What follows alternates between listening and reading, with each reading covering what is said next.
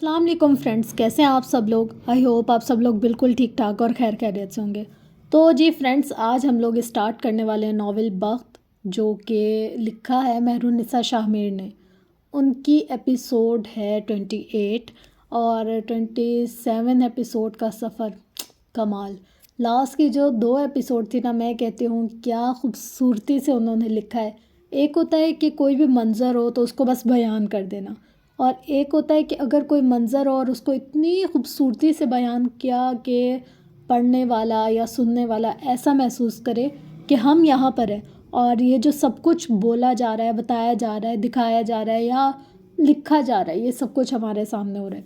तो लास्ट की जो 26 एपिसोड थी वो भी बहुत कमाल की थी, और फिर जो 27 थी वो भी बहुत कमाल।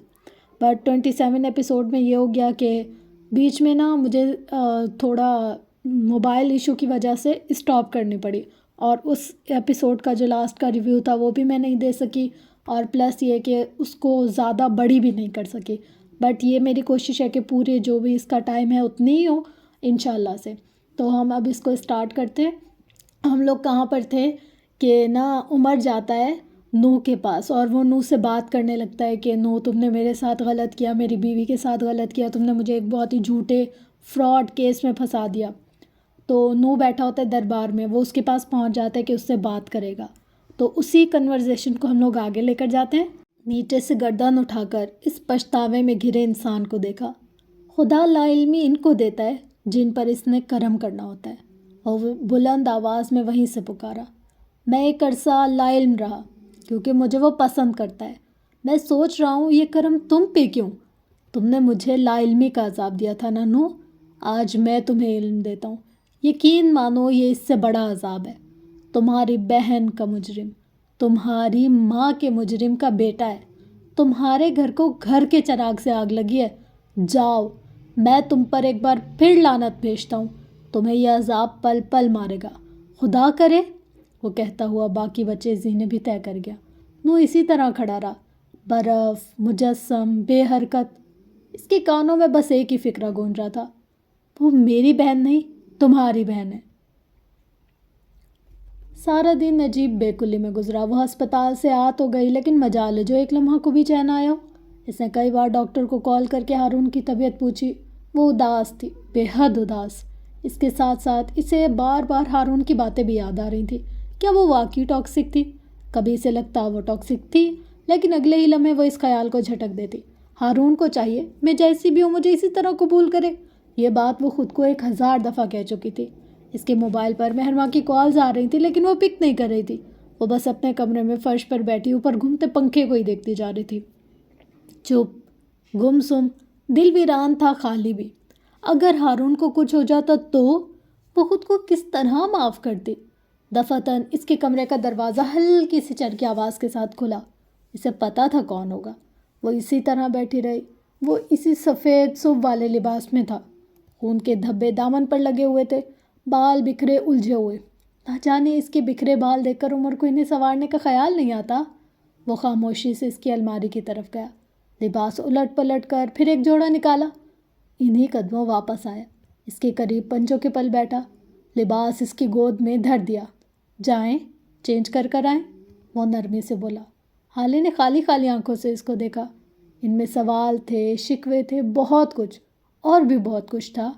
उमर ने महज पल के झपका कर इसे तसल्ली दी, जैसे कह रहा हो वो सारे जवाब देगा। वो बेदिली से उठी, जोड़ा हाथ में पकड़े वॉशरूम में घुस गई। 15 मिनट बाद वो सादा से सुरमई जोड़े में मलबूस बाहर आई। गीली लटें टॉवल से ढक रखी थी। उमर शायद किसी काम से बाहर गया था, इसीलिए मैं वो खुद भी वापस आ गया।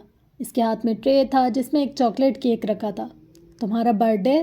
वो बेख्तियार पूछ बैठी। उमर हंस दिया। अगर होता भी तो आज मनाता नहीं। क्यों? सुरमई बिल्ले के स्वयं के गुजरने का इंतज़ार करता। वो बोलते हुए आया, केक बेड के ऐन बीचों बीच रखा।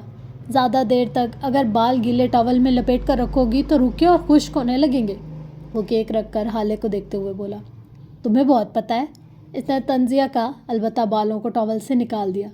मेरे हसीन रेशमी और चमकदार बालों का यही तो राज है, वो एक शान से बोला। हाले ने गहरा सांस लिया।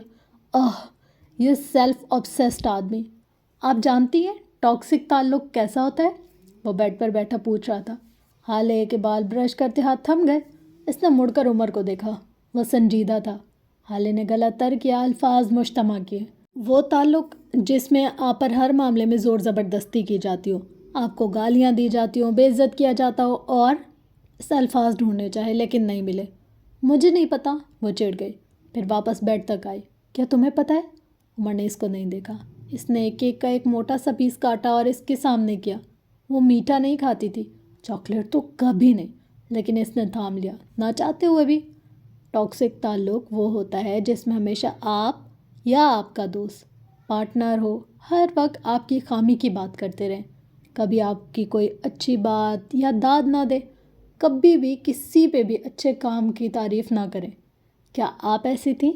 حالے نے کیک کا ایک چھوٹا سا کونا دان سے کترا، پھر ایک بڑا حصہ، پھر ایک اور بڑی بائٹ۔ دیکھتے ہی دیکھتے وہ سارا کھا گئی۔ اس کا ذہن کہیں اور تھا۔ حالے، یہ دیکھو، میں نے کوئز کمپٹیشن میں فرسٹ پرائز لیا ہے۔ وہ یونیورسٹی کی راہداری میں تھے۔ ہارون بھاگ کر بمشکل اس کے قریب پہنچا تھا۔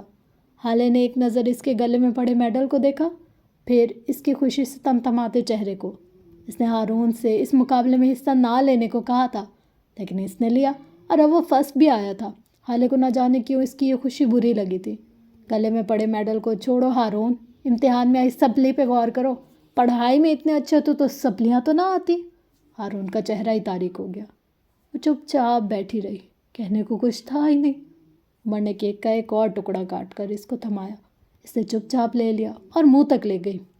ایک ایسا تعلق جس میں بار بار آپ کی تذلیل کی جاتی ہو، بلا وجہ، بلا جواز آپ کی کسی بھی بات کو لے کر جھگڑا شروع کیا جاتا ہو، آپ کو ڈیگریڈ اور بے عزت کرنے کا کوئی موقع ہاتھ سے نہ جانے دیا جاتا ہو۔ حالے نے یاد کرنا چاہا کہ ایسا کب ہوا تھا۔ ایسا ان گنت بار ہوا تھا۔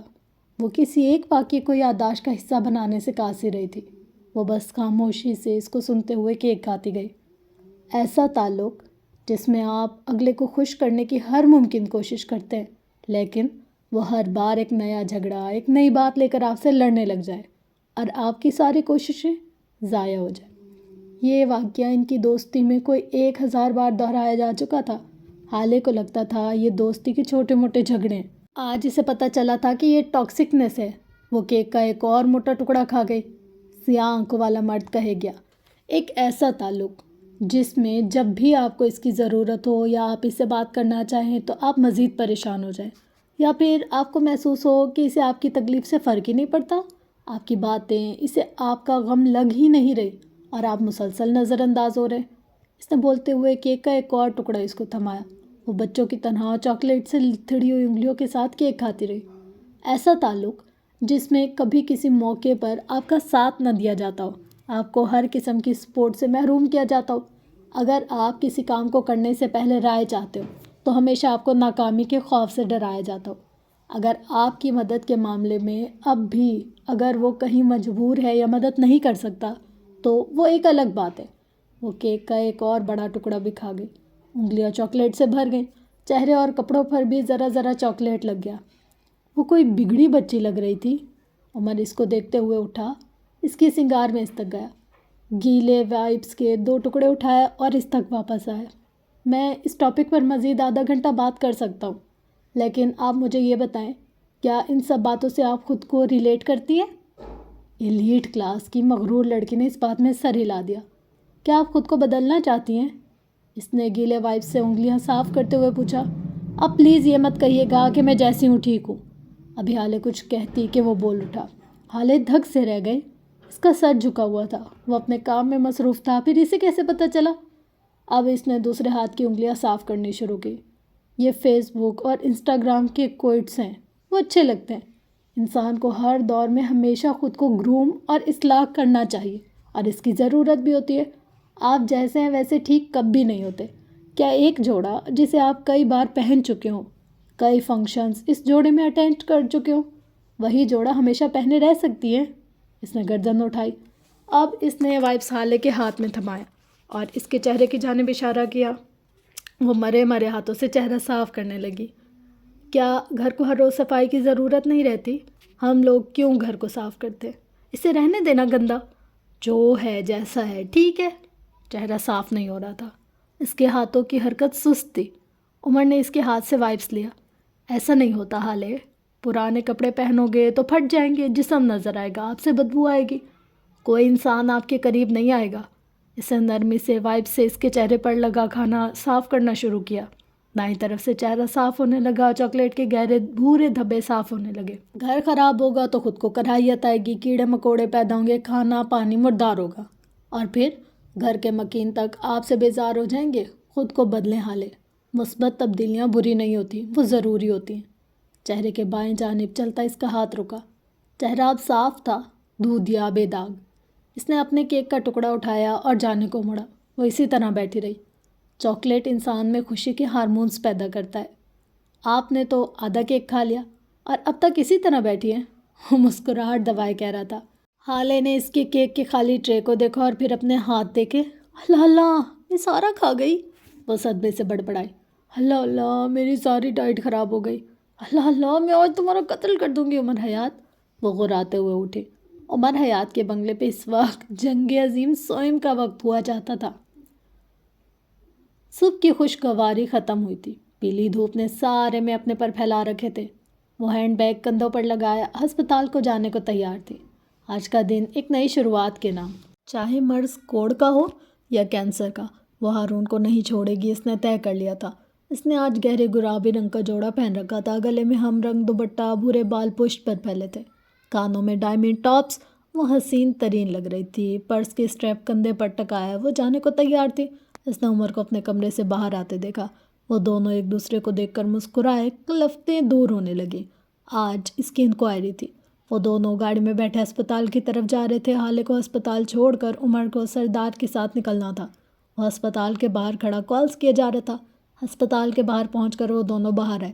سردار سامنے ہی کھڑا تھا، منہ کی زاویے بگاڑے، سخت تپا ہوا۔ عمر نے اس کے قریب پہنچ کر ہاتھ کا پنجہ اس کے ہاتھ سے ملایا۔ آدھے گھنٹے کا انتظار کر رہا ہوں تمہارا، تم نے تو کہا تھا تم راستے میں ہو، وہ بیزاری سے کہہ رہا تھا۔ آدھا گھنٹہ پہلے تک تو یہ تیار بھی نہیں تھا، حالے نے لقمہ دیا۔ سردار جل بھن گیا۔ میں تیار نہیں تھا، یا آپ کی آئی لائنر کی شیپ سیدھی نہیں جا رہی تھی۔ وہ حالے کے کان کے پاس جھکا۔ حالے نے کلرز کر اس کو دیکھا۔ کتنی گہری نظریں تھیں اس کی۔ خیر، مجھے چند گھنٹے لگ جائیں گے، آپ یہاں سے گھر جائیے گا، اور شام کو حسن کا میچ ہے، آپ وہاں بھی جائیں گی، اوکے؟ وہ سنجیدگی سے کہہ رہا تھا۔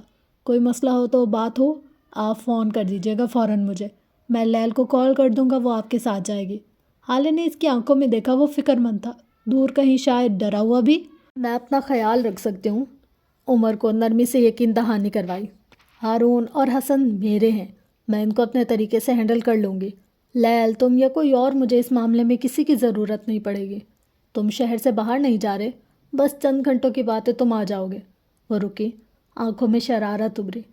آئی جی سر بابا کے دوست ہیں، کہو تو سفارش لگوا دوں۔ وہ لاہور پڑتا ہوا مڑ گیا۔ اگر نہیں مانتا تو مٹھی گرم بھی کر سکتے ہیں، وہ بلند آواز میں پکاری۔ ایک بار پھر سے لاہور والا بغیر مڑے کہتا گاڑی میں بیٹھ گیا۔ حالے اس کو جاتا دیکھتی رہی، پھر قدم اندر کی جانب موڑے۔ وہ ہسپتال کی پتھریلی روش کے بعد ٹھنڈی یکرا دانیاں عبور کرتی ہارون کے کمرے کی طرف بڑھی چلی گئی۔ فی الحال اسے بات کرنے کی اجازت نہیں تھی، لیکن اس سے دیکھا جا سکتا تھا، وہ بس اسے دیکھنے آئی تھی۔ راہداری کے سیدھ میں اس نے دیکھا ہارون کے کمرے کے باہر سفید شلوار قمیض میں سرمئی آنکھوں اور سفید رنگت والے شاہد حسین کھڑے تھے۔ وہ کسی سے فون پر بات کر رہے تھے۔ حالے کو دیکھ کر چند الوداعی کلمات کہہ کر کال کاٹ دی۔ وہ گہرا سانس بھرتی قدم قدم چلتی ان کے قریب آ کر رکی۔ وہ جب بھی اس طرح ان کے پاس آتی تھی، شاید اس کے دونوں ہاتھ اٹھا کر باری باری چومتے تھے۔ کئی بار تو حالے دن میں کوئی 10 دفعہ جا کر ان کے سامنے اپنے ہاتھ کر دیتی، اور وہ ہنستے ہوئے اس کے ہاتھ پھر سے چومتے۔ وہ ان کے قریب آ کر رکی، چند پل ان کو دیکھتے رہے۔ لانگ ٹائم ماموں، وہ یاسیت سے بولے۔ ہاتھ پہلو میں گرے رہے، وہ اس کے مٹی والے ہاتھ چوم سکتے تھے، لیکن اپنے بیٹے کے خون سے رنگے ہاتھ نہیں۔ Long time? حالے ان کا لہجہ ٹھنڈا تھا۔ وہ 2 قدم آ گیا، پہلو میں گرے اس کے دونوں ہاتھ فضا میں بلند کیے۔ حالے کا سانس تک رک گیا۔ انہوں نے باری باری اس کے دونوں ہاتھوں پر بوسہ دیا، لیکن آج اسے اس لمس میں نہ محبت محسوس ہوئی اور نہ ہی عقیدت، نہ کوئی اور جذبہ۔ وہ ٹھنڈا بے جان بیزار لمس تھا۔ وہ اسی طرح اس کا ہاتھ پکڑے اسے سامنے پڑے بینچ پر بٹھا گئے، خود اس کے ساتھ بیٹھے۔ چند پل خاموشی کا راج رہا۔ حالے نے گلا کھنگار کر بات کا آغاز کیا۔ میں ہارون کو دیکھنے آئی ہوں، پچھلے دنوں جو کچھ بھی ہوا ہم سب بھول کر ایک نئی شروعات کریں گے، کیا میں اس سے مل لوں؟ وہ کیوں پوچھ رہی تھی؟ یہی سوال وہ خود سے کرنا چاہتی تھی۔ ہارون سے ملنے کے لیے بھی اجازت؟ اس کا پیچھا چھوڑ دو حالے، وہ اس کی آنکھوں میں دیکھ کر بولے۔ حالے کو لگا اسے سننے میں غلطی ہوئی ہے، بچپن سے اس نے یہی سنا تھا، ہارون کے ساتھ رہو حالے، اور آج وہ اتنی آسانی سے کیسے کہہ سکتے تھے کہ حالے اسے چھوڑ دے، حالے ہارون کو چھوڑ دے؟ ہی از آل آئی ہیو، وہ کہے جا رہے تھے۔ اس کو میرے پاس رہنے دو پلیز، اس سے دور جاؤ، تم کرسڈ ہو، تمہارے ساتھ کھڑے تمہارے لوگ کرسڈ ہو جاتے ہیں، میرے پاس بس وہی ہے، اس پہ اپنا رنگ مت چڑھاؤ، پلیز اسے چھوڑ دو۔ وہ ایک ہی سطر دہرائے جا رہے تھے۔ حالے کی آنکھیں گلابی پڑنے لگیں، چہرہ سرخ ہو کر کرب سے تاریک بھی پڑا۔ میں اس کی گارجین ہوں، میں اس کی دوست، اس کی پروٹیکٹر ہوں، میں تو آپ کا فیوریٹ بچہ ہوں ماموں، آپ میرے ساتھ ایسے کیسے کر سکتے ہیں؟ Don't you love me any more? اس نے دکھ سے پوچھا۔ آئی ڈو، شاہد نے جھکے سر کے ساتھ اعتراف کیا۔ میں تم سے محبت کرتا ہوں، بہت محبت کرتا ہوں، لیکن تم مجھے ایک بات بتاؤ، اس دنیا میں مجھے سب سے زیادہ محبت کس چیز سے؟ انہوں نے چہرہ اٹھا کر حالے کی آنکھوں میں دیکھتے ہوئے پوچھا۔ پودے، آپ کو پودے سے محبت ہے، درست، اور میں ان پودوں پر لگی امر بیل اپنے ہاتھ سے کاٹتا ہوں؟ حالے کا دل دھک سے رہ گیا۔ تم پودوں پر لگی امر بیل بن گئی ہو، تم زندگی چھیننے لگ گئی ہو، تم پودوں کو گرو نہیں کرنے دے رہی، تم پودوں کو زندگی سے محروم کری ہو۔ وہ زندگی جن پر ان کا حق ہے، وہ زندگی جس میں تمہارے بغیر ان کی نشو و نما بہت اچھی ہو رہی ہے، وہ خوش ہیں۔ ان کا لہجہ ٹھنڈا تھا، برف جیسا ٹھنڈا۔ حالے سن رہ گئی۔ مہر ماں ٹھیک ہی تو کہتی تھی۔ وہ اٹھ کھڑے ہوئے۔ تم میری فیوریٹ بچہ ہو، میں تم سے محبت کرتا ہوں، لیکن ہارون سے زیادہ نہیں۔ اولاد کی محبت ہر شے پر بھاری ہوتی ہے، میں تمہاری خاطر ہارون کو نہیں کھو سکتا۔ تم چلی جاؤ حالے، please, he is all I have, آخر میں وہ منت سے بولے۔ آنکھوں میں جمع ہوئے آنسوؤں کی وجہ سے مناظر دھندلے ہو رہے تھے، ٹانگوں کی جان جیسے نکلتی ہی جا رہی تھی۔ وہ اٹھی، گردن کڑھائے رکھی، نم آنکھوں کا زوم نہ ٹوٹا۔ میں امر بیل نہیں ہوں ماموں، میں آپ کے فیوریٹ پودے کا پانی ہوں، میٹھا ٹھنڈا پانی، وہ ان کی آنکھوں میں دیکھتے کہہ رہی تھی۔ اس کی آواز میں ایک مان تھا، ایک زوم تھا۔ میں آپ کے فیوریٹ پودے کی زرخیز مٹی ہوں، میں اس کی کھاد ہوں۔ اگر امل بیل کو نکال دیں گے تو بغیر زرخیز مٹی اور کھاد کے پورا پودا ہی مر جائے گا۔ اب یہ آپ کے ہاتھ میں ہے، آپ اپنے فیوریٹ پودے کو کون سی موت دیتے ہیں؟ میں جا رہی ہوں۔ اگر راہداری کے اختتام تک آپ نے ہمیشہ دہرایا جانے والا جملہ ہارون کے ساتھ رہو حالے کہہ دیا تو میں رک جاؤں گی، ورنہ آپ اپنے پودے کی موت کے ذمہ دار خود ہوں گے۔ وہ بول کر پرس کندھے پر ٹکائے آگے بڑھ گئی۔ قدم من بھر کے تھے، دل جیسے پسلیاں توڑ کر باہر آنے کو بےتاب، آنسو بہنے کو بے صبر، لیکن وہ چلتی رہی اور شاہد حسین اس کو جاتا دیکھتے رہے۔ راہداری کے سرے پر وہ رکی، بس ایک پل کو، بس ایک لمحے کو۔ اسے لگا اسے روک لیا جائے گا، لیکن کوئی آواز، کوئی پکار اس کی سماعت کا حصہ نہ بن سکی۔ دل ایک چناکے سے ٹوٹا، روح تک زخمی ہو گئی، لیکن پھر وہ مڑ گئی۔ وہ کم از کم اتنی باوقار ضرور تھی کہ وہاں نہ رکتی۔ باوقار رہنا آپ کو کئی قسم کی ذلتوں سے بچا لیتا ہے۔ وہ جب رشتوں سے دور جا رہی تھی تب تو سارے رشتے ایک ہجوم کی طرح اس کے قریب آ رہے تھے، لیکن آج جب اس نے ہاتھ بڑھایا تو اس کا ہاتھ بری طرح جھٹک دیا گیا۔ خالی سڑکوں پر گاڑی دوڑاتے ہوئے اسے اندازہ ہی نہیں ہوا کہ شام کب ہوئی۔ وہ دوپہر میں ہسپتال گئی تھی اور اب شام کے 5 بج رہے تھے۔ حسن کا میچ شروع ہونے میں بس 10 منٹ تھے۔ اس نے گاڑی گراؤنڈ کی جانب موڑ دی۔ وہ اس کا بھائی تھا، اس کا خون، اس کے باپ کی پرچھائی۔ وہ انہی کی طرح مہربان ہوگا، وہ جانتی تھی۔ وہ جب گراؤنڈ پہنچی تو گراؤنڈ لوگوں سے کچا کچ بھرا ہوا تھا۔ آج سٹی ٹورنامنٹ کا فائنل تھا۔ حسن کی ٹیم فائنلسٹ تھی، اسے اس سے بات کرنے کے لیے میچ کے ختم ہونے کا انتظار کرنا تھا۔ ٹیمیں میدان میں اتریں اور وسل بجی، میچ شروع ہوا۔ سیاہ آنکھوں والا حسن سلطان گھٹنوں تک آتی پیلی شارٹ کے ساتھ اسی رنگ کی شرٹ میں ملبوس تھا۔ وہ فارورڈ کھیل رہا تھا۔ لڑکے مہارت اور چستی سے بال کو اپنے قدموں سے کبھی گراؤنڈ کے ایک کونے میں لے جاتے تو کبھی دوسرے۔ حسن نہایت تکنیک اور مہارت سے بال کو آگے لے جاتا۔ کئی لڑکوں نے اس سے بال چھیننے کی یا اسے گرانے کی کوشش کی تھی، لیکن وہ ہر بار بچ جاتا۔ بال پول کے عین سامنے تھی اور وہ ابھی کک کرنے ہی والا تھا جب پیچھے سے ایک حملہ ہوا۔ ارے دیکھو دیکھو، اس کی گھر سے بھاگی ہوئی بہن بھی آج گراؤنڈ میں آئی ہے۔ یہ جملہ مختلف تھا، یہ وار کاری تھا، بس ایک لمحے کا کھیل تھا۔ بال کو اس کے قدموں سے کوئی لے گیا۔ سپورٹس میں ایک لمحے کی کوتاہی، ایک لمحے کی غفلت میچ کا پاسا پلٹ دیتی ہے۔ حسن ضبط کرتے ہوئے ایک بار پھر بال کے آگے بھاگا۔ بال ایک بار پھر اس کے قدموں کی زینت بنا تھا۔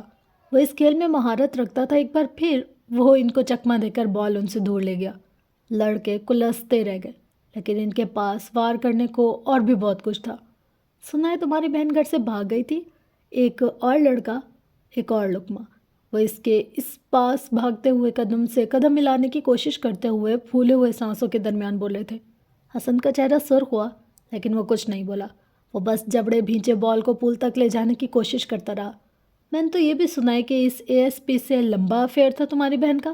دیکھو، ہم عمر میں کم ہیں، لیکن اگر تمہاری بہن راضی ہو جائے تو ہمیں اس کے ساتھ وقت گزارنے کے لیے کوئی انکار نہیں ہے، کہہ کے ماہنی خیز غلاظت وہ ان سب سے بے نیاز بال کو پول کے اینڈ سامنے لے گیا، پیر ہوا میں بلند کیا۔ ابھی وہ کک مارتا۔ اگر چاہو تو تمہاری بہن کو اس کے وقت کے لیے پے بھی کر سکتے ہیں۔ یہ آخری وار تھا۔ اس کی غیرت اب مزید کچھ برداشت نہ کر سکی۔ وہ بال اور میچ پر لعنت بھیجے مڑا اور ایک زوردار مکہ اس لڑکے کے جبڑے پر دے مارا۔ لڑکے کے باقاعدہ 2 دانت ٹوٹ کر گرے۔ حالے نے اپنی جگہ سے یہ منظر دیکھا۔ وہ فوراً اٹھ کر بھاگی۔ ساری ٹیم دوڑ کر ان کی طرف آنے لگی، لیکن حسن پہ گویا جنون سوار تھا۔ اس نے دوسرے لڑکے کے پیٹ پر لات دے ماری۔ وہ بلبلا کر رہ گیا۔ ان کی ٹیم کا ایک تگڑا لڑکا غصے سے اس کے قریب آیا اور اس کی ناک پر مکہ دے مارا۔ خون فوارے کی طرح حسن کی ناک سے بہہ نکلا، لیکن اسے جیسے کوئی پرواہ نہیں تھی۔ ریفری نے ریڈ کارڈ بلند کیا، لیکن وہ کچھ نہیں دیکھ رہا تھا۔ وہ اپنی ٹیم کے لڑکوں سے خود کو چھڑاتے ہوئے ایک بار پھر اس لڑکے پر چڑھ دوڑا، اس کے سینے پر لات مار کر اس کو نیچے گرایا۔ فٹ بال کا میدان اکھاڑے میں بدل چکا تھا۔ وہ اس لڑکی کے اوپر بیٹھا اس کی ناک اور جبڑے پر مکے ہی مارے جا رہا تھا۔ کچھ لڑکے اوپر کھڑے ہو کر اس کی پیٹھ پر لاتے مار رہے تھے، کوئی اس کی پسلی پر مار رہا تھا، لیکن تکلیف جیسے بند ہو گئی تھی۔ وہ اب تک ان الفاظوں کی تکلیف میں ڈوبا ہوا تھا۔ انتظامیہ نے ان کو چھڑوایا۔ لڑکے اب بھی بگتے جھکتے جا رہے تھے۔ حالے اس کے قریب پہنچ گئی۔ حسن منہ سے ایک لفظ نہیں بولا، اس کے منہ سے ایک لفظ نہیں نکلا۔ اس کی ناک سے اب بھی خون بہہ رہا تھا، جسم بری طرح دکھ رہا تھا، لیکن دل کی تکلیف ہر شے پر بھاری تھی۔ اگر کوئی لوگوں نے اسے پکڑ نہ رکھا ہوتا تو اب تک ان لڑکوں کے ٹکڑے ٹکڑے کر چکا ہوتا۔ ریفری نے اسے ریڈ کارڈ دے کر نکال دیا۔ وہ سرخ آنکھوں سے ان لڑکوں کو گھورتا رہا۔ حالے اس کے پاس کھڑی کچھ کہہ رہی تھی، اس کا خون ٹشو سے صاف کر رہی تھی۔ وہ فکر مند تھی۔ حسن اس کے ہاتھ کو ہٹاتا باہر نکلتا چلا گیا۔ وہ اس کے پیچھے پیچھے جا رہی تھی، لیکن اس کی رفتار کے ساتھ قدم ملانا یہ اس کے بس کی بات نہیں تھی۔ حسن، حسن میری بات سنو، سنو، رکو، میں بات کرنے آئی ہوں، وہ اس کے پیچھے سے پکار رہی تھی۔ حسن پلیز رک جاؤ یار، تم سنتے کیوں نہیں ہو آخر؟ حسن، وہ بلند آواز میں پکاری۔ حسن کے قدم تھم گئے۔ وہ مڑا، لیکن حالے کو اس کے چہرے پر سوائے اجنبیت کے اور کچھ نہ نظر آیا۔ وہ اسپاٹ آنکھوں سے اس کو دیکھ رہا تھا۔ شام ڈھلنے لگی۔ جب تم میرے لیے مر ہی گئی ہو تب میرے پیچھے کیوں آ رہی ہو؟ حالے ٹھہر گئی۔ اس کی آنکھیں نم ہونے لگی۔ تم میرے بھائی ہو، تمہاری ضرورت ہے مجھے، اس طرح چھوڑو گی کیا؟ وہ دکھ سے کہہ رہی تھی۔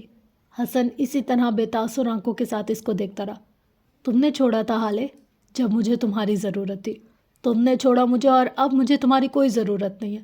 میں اب بے حس ہو گیا ہوں، میری طرف سے اب تم مر گئی ہو۔ یہ اس کا حسن نہیں تھا، یہ اس کا بھائی نہیں تھا، یہ ویسا ہو کر بھی ویسا نہیں تھا۔ حسن، حسن میری بات تو سن لو ایک بار، میں تمہاری پرواہ کرتی ہوں، میں نے جو کچھ کیا تمہاری بھلائی کے لیے کیا۔ وہ بھی کچھ اور بھی کہتی کہ حسن حلق پھاڑ کر دھاڑا۔ بس، بہت بول چکی تم، وہ اتنی بلند آواز میں دھاڑا کہ حالے ساکت رہ گئی۔ یہ اس کا حسن نہیں تھا۔ اگر میری اتنی پرواہ تھی تو مجھے تب کیوں چھوڑا جب میرے باپ کی قبر کی مٹی بھی گیلی تھی؟ وہ سرخ آنکھوں کے ساتھ بلند آواز میں پوچھا تھا۔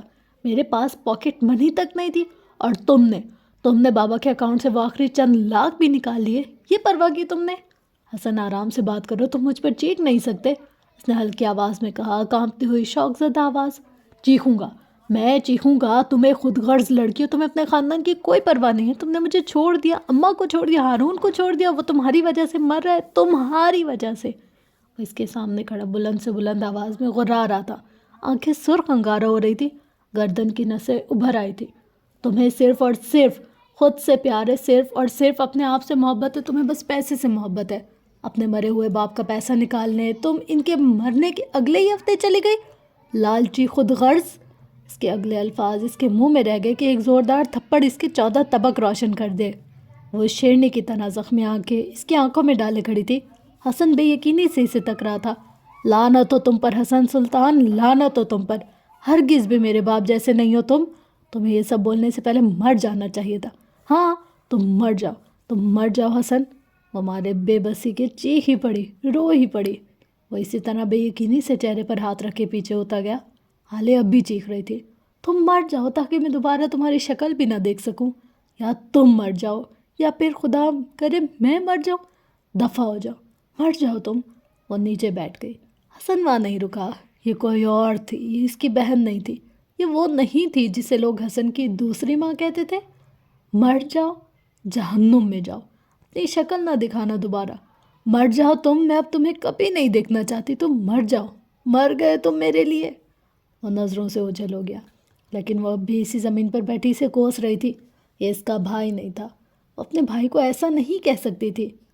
شام سے رات ہو چکی تھی۔ وہ حسن سے مل کر آنے کے بعد اب تک اسی طرح لان میں رکھے صوفے پر گردن ڈھلکائے لیٹی تھی۔ غیر ارادی طور پر وہ عمر کا انتظار بھی کر رہی تھی۔ نہ جانے کیوں دل کو اس کے ہونے سے ڈھارس ہوتی تھی۔ وہ ساتھ ہوتا تھا تو لگتا تھا مسائل حل ہو جائیں گے، اچھا وقت آئے گا، لیکن وہ جو ہی نظروں سے دور ہوتا تھا مسائل بلا کی طرح منہ کھولے اب اسے نکلنے کو بےتاب ہوتے تھے۔ وہ اسی طرح کے مسائل میں کبھی پڑھی ہی نہیں تھی۔ زندگی ونڈرلینڈ سے جہنم کب بنی پتہ ہی نہیں چلا۔ اسے لگتا تھا جیسے کسی نے اس کی پیٹھ پر بھاری بوجھ لاد دیا، وہ جس کا وزن اٹھانا اس کے بس کی بات نہیں تھی۔ وہ ہر گزرتے دن تھکتی جاتی تھی۔ اس کا فون کب سے بج رہا تھا جسے اٹھانے کی زحمت وہ نہیں کر رہی تھی۔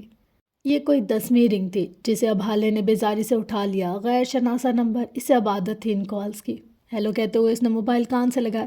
جی میں حالے سلطان بات کر رہی ہوں۔ جی بھائی ہے وہ میرا۔ آپ کہاں سے بات کر رہے ہیں؟ سامنے سے کچھ کہا گیا۔ وہ اٹھ کھڑی ہوئی۔ کون سا تھانہ؟ چارج کیا ہے؟ وہ پرس اپنی کونی پر لٹکائے کہہ رہی تھی۔ خبردار جو تم لوگوں نے FIR کاٹی۔ وہ بولی نہیں تھی، غرائی تھی۔ میں 10 منٹ میں پہنچی، اگر تم لوگوں نے میرے بھائی کے خلاف FIR کاٹی تو دیکھنا میں تم سب کا کیا کرتی ہوں۔ وہ بات کرتے ہوئے باہر نکل آئی۔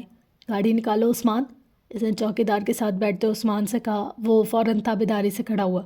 حالے بار بار عمر کو کال ملائے جا رہی تھی۔ بیل جا رہی تھی لیکن مجال ہے جو وہ کال پک کر لے۔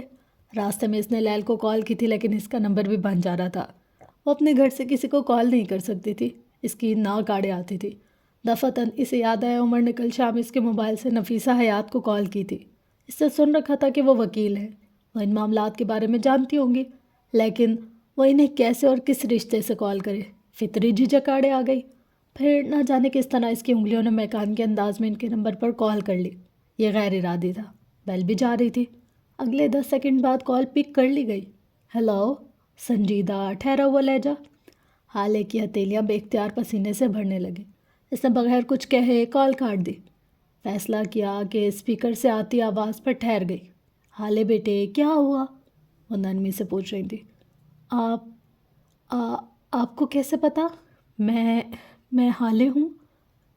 اس کی باتوں میں عموماً روانگی ہوتی تھی، لیکن نہ جانے کیوں اسے اس عورت سے رعب سا محسوس ہوا۔ عمر نے بتایا تھا یہ تمہارا نمبر ہے، میں نے سیو کر لیا، تم بتاؤ سب ٹھیک ہے؟ وہ ایسے بات کرنی تھی جیسے حالے کو جانتی ہوں۔ اس کی جھجک زائل ہونے لگی۔ اصل میں مجھے آپ سے ایک لیگل ایڈوائس چاہیے، اس نے تھوک نکلا۔ تھانے کو کافی قریب ہی تھی وہ، اسے جلد از جلد کچھ چاہیے تھا۔ میرا بھائی اس پر جھوٹا الزام لگا ہے، یہ جھوٹا الزام ہے، وہ بالکل ایسا نہیں ہے۔ میں راز سلطان کا بیٹا ہے وہ، میں جانتی ہوں غلط کام نہیں کرے گا، تم آگے بتاؤ۔ نفیسہ نے اسے نرمی سے ٹوکا۔ حالے کا اعتماد بحال ہونے لگا۔ میرا بھائی آج اس کا اپنے ساتھیوں کے ساتھ فٹ بال میچ میں جھگڑا ہو گیا تھا اور بات ہاتھا پائی تک چلی گئی۔ اب ان بگڑے بچوں نے بدلہ لینے کے لیے میرے بھائی کو ٹریپ کیا ہے۔ انہوں نے اپنی ہیوے بھائی کی گمشدگی کا الزام میرے بھائی پر لگا دیا اور اب وہ اس پر FIR کٹوانا چاہتے ہیں۔ مجھے سمجھ نہیں آ رہی کہ میں کیا کروں۔ تم ان پر اپنی کار چوری کی FIR کٹواؤ۔ حالے کو لگا اس نے غلط سنا ہے۔ جی، نفیسہ کہے گی، بالکل، تم تھانے جاؤ اور ان پر اپنی گاڑی کی گمشدگی کی FIR کٹواؤ۔ اپنے ڈرائیور اور چوکیدار سے جھوٹی گواہی دلواؤ کہ انہوں نے ان بگڑے بچوں کو کئی بار گھر کے آس پاس مشکوک حرکتیں کرتے دیکھا ہے۔ تم ان پہ دوسرے FIR کرواؤ کہ یہ بچے آج تمہارے گھر کے باہر آئے تھے اور تمہیں ہراساں کرنے کی کوشش کی۔ میڈیا بلواؤ، ان سب کو بتاؤ تم ایک ایف آئی آر کے بدلے 10 ایف آئی آر کراؤ۔ تم اس وقت ملک کی وکٹم ہو اور لوگ وکٹم کی ہر بات پر یقین کر لیتے۔ حالے نے موبائل کو گھور کر دیکھا، یہ کیسی کرمنلانہ سوچ والی ساس تھی۔ لیکن ان سب سے کیا ہوگا آنٹی، مجھے اپنے بھائی پر ایف آئی آر ہونے سے روکنا ہے، اس طرح تو جھگڑا بڑھے گا۔ اس نے تامل سے اپنی بات سمجھانے کی کوشش کی، اس طرح جھگڑا ختم ہوگا اور صلح ہوگی۔ بچے، وہ اسی پرسکون انداز سے بولیں، وہ امیر گھرانوں کے بچے ہیں، تم ان سے بات کرو گی سر چڑھیں گے، پیسے دو گی تو ان کو ضرورت نہیں ہوگی، وہ یہ سب کچھ بس تعصب کی وجہ سے کریں، وہ بس تمہیں اور تمہارے بھائی کو ذلیل کرنا چاہتے ہیں۔ گلٹی پلیزر، یو نو تم کچھ بھی کر لو وہ تمہاری بات نہیں سنیں گے، لیکن جب تم الزام کے بدلے الزام لگاؤ گے تو وہ خوفزدہ ہوں گے۔ امیر ہوں یا چاہے غریب ہوں، وہ بس ایک چیز سے ڈرتا ہے، اپنے بچے کے فیوچر خراب ہونے سے۔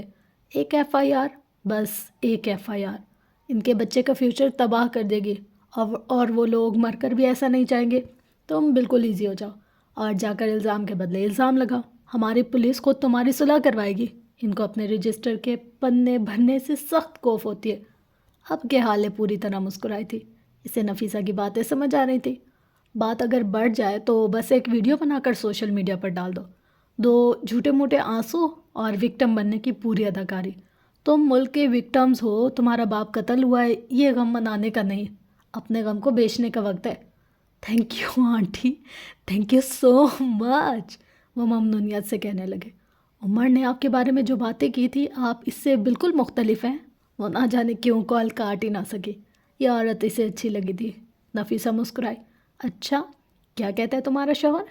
وہ ہمیشہ دینی باتیں بتاتا ہے آپ کے حوالے سے، مطلب مجھے لگا کہ آپ کافی بیکورڈ اور دینی ٹائپ کی ہوں گی، لیکن جو کچھ آپ بتانی ہیں بالکل مختلف ہیں۔ وہ حالے تھی، ایک بار اس کی جھجک ختم ہوئی پھر وہ آپ سے ہر طرح کے سوال کرے گی۔ وہ تمہیں اپنی ماں کے بارے میں بتاتا ہے، تم بیرسٹر نفیسہ حیات سے بات کر رہی ہو اور یقیناً میرے بارے میں بتایا فراڈ کے متعلق بات کر رہی ہو، تو میں تمہیں بتا دوں کہ 1+4 کرنا وکیلوں کا فیوریٹ کام ہوتا ہے۔ وہ بول رہی تھی، اتنے میں گاڑی تھانے کے باہر رکی۔ میں تھانے پہنچ گئی ہوں، مجھے رکھنا ہوگا، حالے گاڑی کا دروازہ کھولتے باہر آتے ہوئے بولی۔ نفیسہ نے سر ہلا دیا، تم نے دینی لوگوں کے بارے میں جو بات کی اس پہ ہم دوبارہ بات کریں گے، اوکے؟ عمر کو کال کر لو، اس سے تمہارے یہاں آنا اچھا نہیں لگے گا۔ میں آپ کو کل سے پھر کال کروں گی، بائے۔ حالے نے کال کاٹ دی، آسمان کو دیکھا۔ میں جانتی ہوں آپ میری نہیں سنو گے، پتہ نہیں میں آپ سے ناراض ہوں یا آپ مجھ سے، لیکن پلیز میرے بھائی کو اس سب سے بچا لینا، وہ یاسیت سے کہتی اندر چلی گئی۔ عثمان اس کے لاکھ منع کرنے کے باوجود اس کے پیچھے آیا تھا۔ تھانے میں بے ہنگم سا شور تھا، باتیں کہہ کے گالیاں، عجیب و غریب قسم کے مجرم، بیزار تھانے دار۔ وہ سیدھا اے ایس آئی کی میز تک آئی۔ حالے سلطان، اس نے نام بتایا۔ میرا بھائی کہاں ہے؟ سنجیدہ دو ٹوک لہجہ۔ ایک جانب بینچ پر ایک معمر آدمی بیٹھا تھا، اس کے ساتھ 2 اور لوگ بھی تھے، ان سب کا مطالبہ ایک ہی تھا، ایف آئی آر۔ حالے نے اس معمر آدمی کو غور سے دیکھا، یہ تو دانش شہزاد تھا، شمس چچا کا بہت اچھا دوست، یقیناً وہ حسن کی شکایت لے کر ان کے پاس گئے ہوں گے، اور شمس نے سفیر کا بدلہ لینے کے لیے حسن کی پشت پناہی کرنے کے بجائے اسے سزا دینے کا فیصلہ کیا ہوگا۔ حالے نے لمحوں میں اس کا پلان ڈی کوڈ کیا۔ بی بی دیکھیں، پارٹی ایف آئی آر کا کہہ رہی ہے، ہم نے بس آپ کی خاطر اب تک کوئی قدم نہیں اٹھایا، ان کی وجہ سے اب تک کھانا بھی نہیں کھایا، آپ ہمارے کھانے کا انتظام کر لیں ذرا۔ اے ایس آئی کی بات پر اس نے گردن موڑی، وہ کھلم کھلا اس سے رشوت مانگ رہا تھا۔ میں اپنے بھائی سے مل لوں پھر آپ کو کھانا بھی کھلاؤں گی۔ وہ اٹھی، جیب بھی میں گرم کروں گی اچھے سے۔ اے ایس آئی نے سپاہی کو اشارہ کیا، وہ حالے کے آگے چلتا گیا۔ ذرا فاصلے پر سامنے، بالکل عین سامنے وہ تھا، اس کا بھائی حسن سلطان، سادہ ٹی شرٹ اور شارٹ میں ملبوس۔ وہ گھبرایا ہوا تھا، اس کا رنگ سفید تھا لیکن وہ اپنی گردن سیدھی کیے کھڑا تھا۔ حالے کو دیکھ کر اس کا چہرہ سرخ ہوا اور رخ برہمی سے اس نے دوسری طرف موڑ لیا۔ وہ سلاخوں پر ہاتھ رکھے آگے کو ہوا۔ تم یہاں کیا کر رہی ہو؟ وہ دبا دبا گھرایا۔ جاؤ یہاں سے، ابھی کے ابھی جاؤ، یہ جگہ تمہارے آنے کی نہیں ہے۔ اس کا بس نہیں چلتا تھا کہ سلاخیں توڑ کر باہر آ جائے۔ میری بات سنو حسن، میں تمہیں نکال لوں گی، تم پریشان مت ہونا، وہ اسے تسلی دے رہی تھی۔ تم یہاں سے جاؤ، مجھے تمہاری موجودگی پریشان کر رہی، تم کیوں میری جان کے پیچھے پڑ گئے ہو؟ خدا کا واسطہ یہاں سے جاؤ، وہ بے بسی سے کہہ رہا تھا۔ اس کی غیرت گوارا نہیں کرتی تھی کہ اس کی بہن یوں تھانے میں 1000 مردوں کے بیچ اس کے لیے خوار ہو۔ بی بی یہ دلاسا تسلی بعد میں کر لینا، پہلے بات کر لو، سپاہی ناگواری سے بولا تھا۔ اے میری بہن سے تمیز سے بات کرو، حسن غرایا۔ اس کے کان تک سرخ ہو گئے تھے، بازو کی نسیں ابھر آئی تھیں۔ حالے تم جاؤ، میں کہتا ہوں جاؤ، عمر کو بھیجو، وہ ان سب کو ہینڈل کر لے گا، عمر کو بھیجو، تم جاؤ۔ وہ اس کی منت کر رہا تھا۔ حالے مڑ گئی، وہ اس کی نہیں سن سکتی تھی۔ وہ واپس میز تک آئی، ٹانگ پر ٹانگ چڑھائی۔ اب کہ اس میز کے اس پار SHO بیٹھا تھا۔ جی بی بی، آپ کیا کہتی ہیں، صلح صفائی کریں یا پھر ہم FIR کریں گے؟ مشتعل دانش آگے آیا۔ میرے بیٹے کو مارا پیٹا ہے، جانوروں کی طرح ہاتھ چلتے ہیں اس کے بھائی کے، اوپر سے میرے بیٹے کی امپورٹڈ بائک بھی چوری کی ہے اس کے بھائی نے۔ ہم FIR کریں گے، اور FIR کے بغیر ٹلیں گے نہیں۔ وہ بلند آواز میں انگلی اٹھائے دھمکا رہا تھا۔ حالے نے بھی سکون سے ان کو دیکھا۔ میں بھی FIR کروں گی۔ وہ SHO کی جانب مڑی۔ کاٹے FIR میری گمشدہ گاڑی کی، اور میرا شک ان کے بیٹے نبیل پر ہے، اور اس کے ساتھ ان کے دونوں بیٹے بھی۔ ہاتھ سے بینچ پر پیچھے بیٹھے دونوں آدمیوں کی طرف اشارہ کیا۔ جواد اور احمد، یہ دونوں بھی شامل تھے۔ کاٹیں FIR، جلدی کریں، یا اگر میرے بھائی کے خلاف ایک FIR کٹوا رہے ہیں تو میں 10 کٹواؤں گی۔ میرا بھائی اگر تھانے میں ہے تو ان کے بچے بھی بغیر AC اور مچھروں میں سوئیں گے۔ آج جمعہ ہے، کل کورٹ بند ہے، 2 دن بعد کورٹ کھلے گا، پھر دیکھیں گے کہ کس کے حق میں فیصلہ ہوتا ہے۔ یہ کوئی 22-23 سالہ الہڑ لڑکی نہیں لگ رہی تھی، یہ سنجیدہ معاملہ فہم اور اکائی تھی۔ SHO نے مقابل لوگوں کو دیکھا۔ وہ اس بازی کے پلٹ جانے پر جتنا حیران ہوتے تھے اتنا ہی کم تھا۔ دیکھیں، ٹھیک ہے آپ کے بھائی پہ FIR نہیں ہوگی، اور ان میں سے ایک نے کہنا شروع کیا، لیکن آپ کے بھائی کو ہمارے لڑکوں سے معافی مانگنی ہوگی اور آئندہ اس قسم کی حرکتیں نہ کرنے کا وعدہ کرنا ہوگا۔ حالے نے سینے پر بازو باندھ کر سکون سے ان کو دیکھا۔ ٹھیک ہے، وہ معافی مانگ لے گا، وہ کہتے ہوئے اٹھی۔ SHO کی جانب دیکھا، پھر ان تینوں کی جانب دیکھا۔ وہ معافی مانگ لے گا، اور اس کے بعد میں ایک الگ FIR کٹواؤں گی، اور اس میں لکھواؤں گی کہ جب میں اپنے بھائی کا میچ دیکھنے گراؤنڈ گئی تب آپ کے تینوں بچوں نے مجھے ہراساں کیا، میرے ماضی اور مستقبل کے بارے میں نازیبا باتیں کی، ایک ہجوم کے سامنے میرے کردار کی بات کی، اور اگر FIR نہ کاٹی گئی تو میں یہی ویڈیو بنا کر سوشل میڈیا پر لگاؤں گی۔ آپ کے بچے ہراسر کے طور پر جانے جائیں گے، ان کی فیمیل دوستیں ان کا بائیکاٹ کر دیں گی، ان کے میل دوست ان سے ملنے سے کترائیں گے۔ آپ کے بچے، وہ ان کی آنکھوں میں دیکھتے ہوئے ٹھنڈے پرسکون لہجے میں کہہ رہی تھی، برباد ہو جائیں گے، میں ان کا فیوچر تباہ کر دوں گی، لیکن خیر فی الحال معافی ضروری ہے۔ SHO صاحب پلیز میرے بھائی کو بلوا دیں، وہ آخر میں معصومیت سے بولے۔ ہم بات ختم کرنے کو تیار ہیں، بس ہمارے بچوں کا نام نہ آئے۔ ان تینوں نے ایک ساتھ ہتھیار ڈالے۔ حالے مسکرائے۔ SHO کے چمچے نے گلا کھنگار کر ان کو اپنی طرف متوجہ کیا۔ اب دونوں بس اپنی بات کریں گے یا صاحب کی چائے پانی کا انتظام بھی کریں گے؟ اتنی دیر سے صاحب کو بٹھا رکھا ہے، تم لوگوں کا نوکر ہے کیا؟ ہاں ہے نوکر، عوام کا نوکر ہی تو ہے۔ ابھی ان میں سے کوئی اور کچھ کہتا جب اپنے عقب سے آتی آواز پر سب ٹھٹک گئے۔ وہ عمر حیات تھا، صوف والی کف شرٹ میں ملبوس، اس کا چہرہ اسپاٹ تھا۔ حالے کو وہاں دیکھ کر اس کے جبڑے کی رگیں تک تن گئی۔ وہ یہاں موجود واحد عورت تھی۔ زندگی میں پہلی بار عمر کو حالے کی موجودگی بری لگی تھی۔ وہ آگے آیا، اس کے لیے کرسی رکھی گئی۔ SHO پیچھے گھومے، حسن کو باہر لائے گا۔ وہ جیسے ایک پیر پر کھڑا تھا۔ تھوڑی دیر بعد وہ حسن کو چھڑوا کر باہر آئے تھے۔ عمر کے تاثرات اسپاٹ اور سخت تھے۔ وہ دونوں اپنی گاڑی کے جانب جا رہے تھے، حسن ان کے آگے تھا۔ باہر سڑک پر آ کر اس نے حالے کو کونے سے کھینچ کر گاڑی کے ساتھ لگایا۔ یہاں کافی اندھیرا تھا، یہ جگہ تھانے سے ذرا آگے کی تھی۔ کس کی اجازت سے آئی تھی یہاں؟ اس نے ایک ایک لفظ چبا چبا کر پوچھا۔ میں نے کال کی تھی، وہ بددقت بول پائی۔ کتنے مرد تھے وہاں جانتی ہیں؟ کیسی نظریں تھیں ان کی؟ جرت کیسے ہوئی آپ کی؟ وہ بلند آواز میں چلایا۔ حالے بس اس کو دیکھے گئی۔ یہ عمر نہیں تھا، یہ عمر ہو ہی نہیں سکتا تھا۔ عمر کبھی حالے پر چلا نہیں سکتا تھا۔ میں تمہاری پابند نہیں ہوں، جہاں میرا دل چاہے گا جاؤں گی، وہاں میرے شوہر بننے کی کوشش مت کرو، مت بھولو یہ کاغذی رشتہ ہے، وہ بھی اپنے نام کی ایک تھی۔ اسی کے لہجے میں جواب دیتی اپنا بازو چھڑانے لگی۔ حسن بس ان کو دیکھتا رہا۔ بکواس بند کرے اپنی، اس نے انگلی اٹھا کر وارن کیا۔ اس وقت میرا دماغ سب گھوما ہوا ہے، میں آپ کی کوئی بکواس سننا نہیں چاہتا۔ مجھے بس یہ بتائیں آپ کی جرت کیسے ہوئی یہاں آنے کی؟ میں بھونک کر گیا تھا نا، بولا تھا نا میں نے، کچھ بھی ہو تو مجھے کال کرنا۔ سمجھ نہیں آتی، دماغ میں کچھ گھستا نہیں ہے؟ وہ سرخ آنکھ کے لیے بلند آواز میں بول رہا تھا۔ کونیاں اب تک جکڑ رکھی تھیں۔ میری بہن سے اس طرح بات مت کرو۔ دفعتاً وہ دونوں ٹھٹ گئے۔ وہ دونوں حسن کی موجودگی کو فراموش کرے ہوئے تھے۔ وہ سرخ سنجیدہ آنکھ کے لیے آگے آیا۔ عمر معتجب تھا، حالے کی کونیوں پر اس کی گرفت ہلکی تھی۔ حسن نے ایک جھٹکے میں اس کا بازو آزاد کیا۔ تم بیچ میں مت آؤ، میں اپنی بیوی سے بات کر رہا ہوں، عمر نے ناگواری سے ٹوکا۔ تمہاری بیوی ہونے سے پہلے وہ میری بہن ہے، اور میری بہن سے اس طرح بات مت کرو، وہ تمہاری بیوی ہے، غلام نہیں۔ نہ ان دونوں کی طرح اس کا لہجہ بلند تھا اور نہ اس میں کوئی طنز تھا۔ وہ بس حالے کا بازو پکڑے کھڑا تھا اور وہ شل سے اس کے ساتھ کھڑی تھی۔ جو بھی مسئلہ ہے گھر جا کر سلجھاؤ، لیکن میری بہن سے اس طرح بات مت کرو۔ اگر تم نے دوبارہ اس طرح بات کی تو مجھ سے برا کوئی نہیں ہوگا۔ وہ تنبیہ کرتے ہوئے سنسان سڑک پر آگے بڑھ گیا۔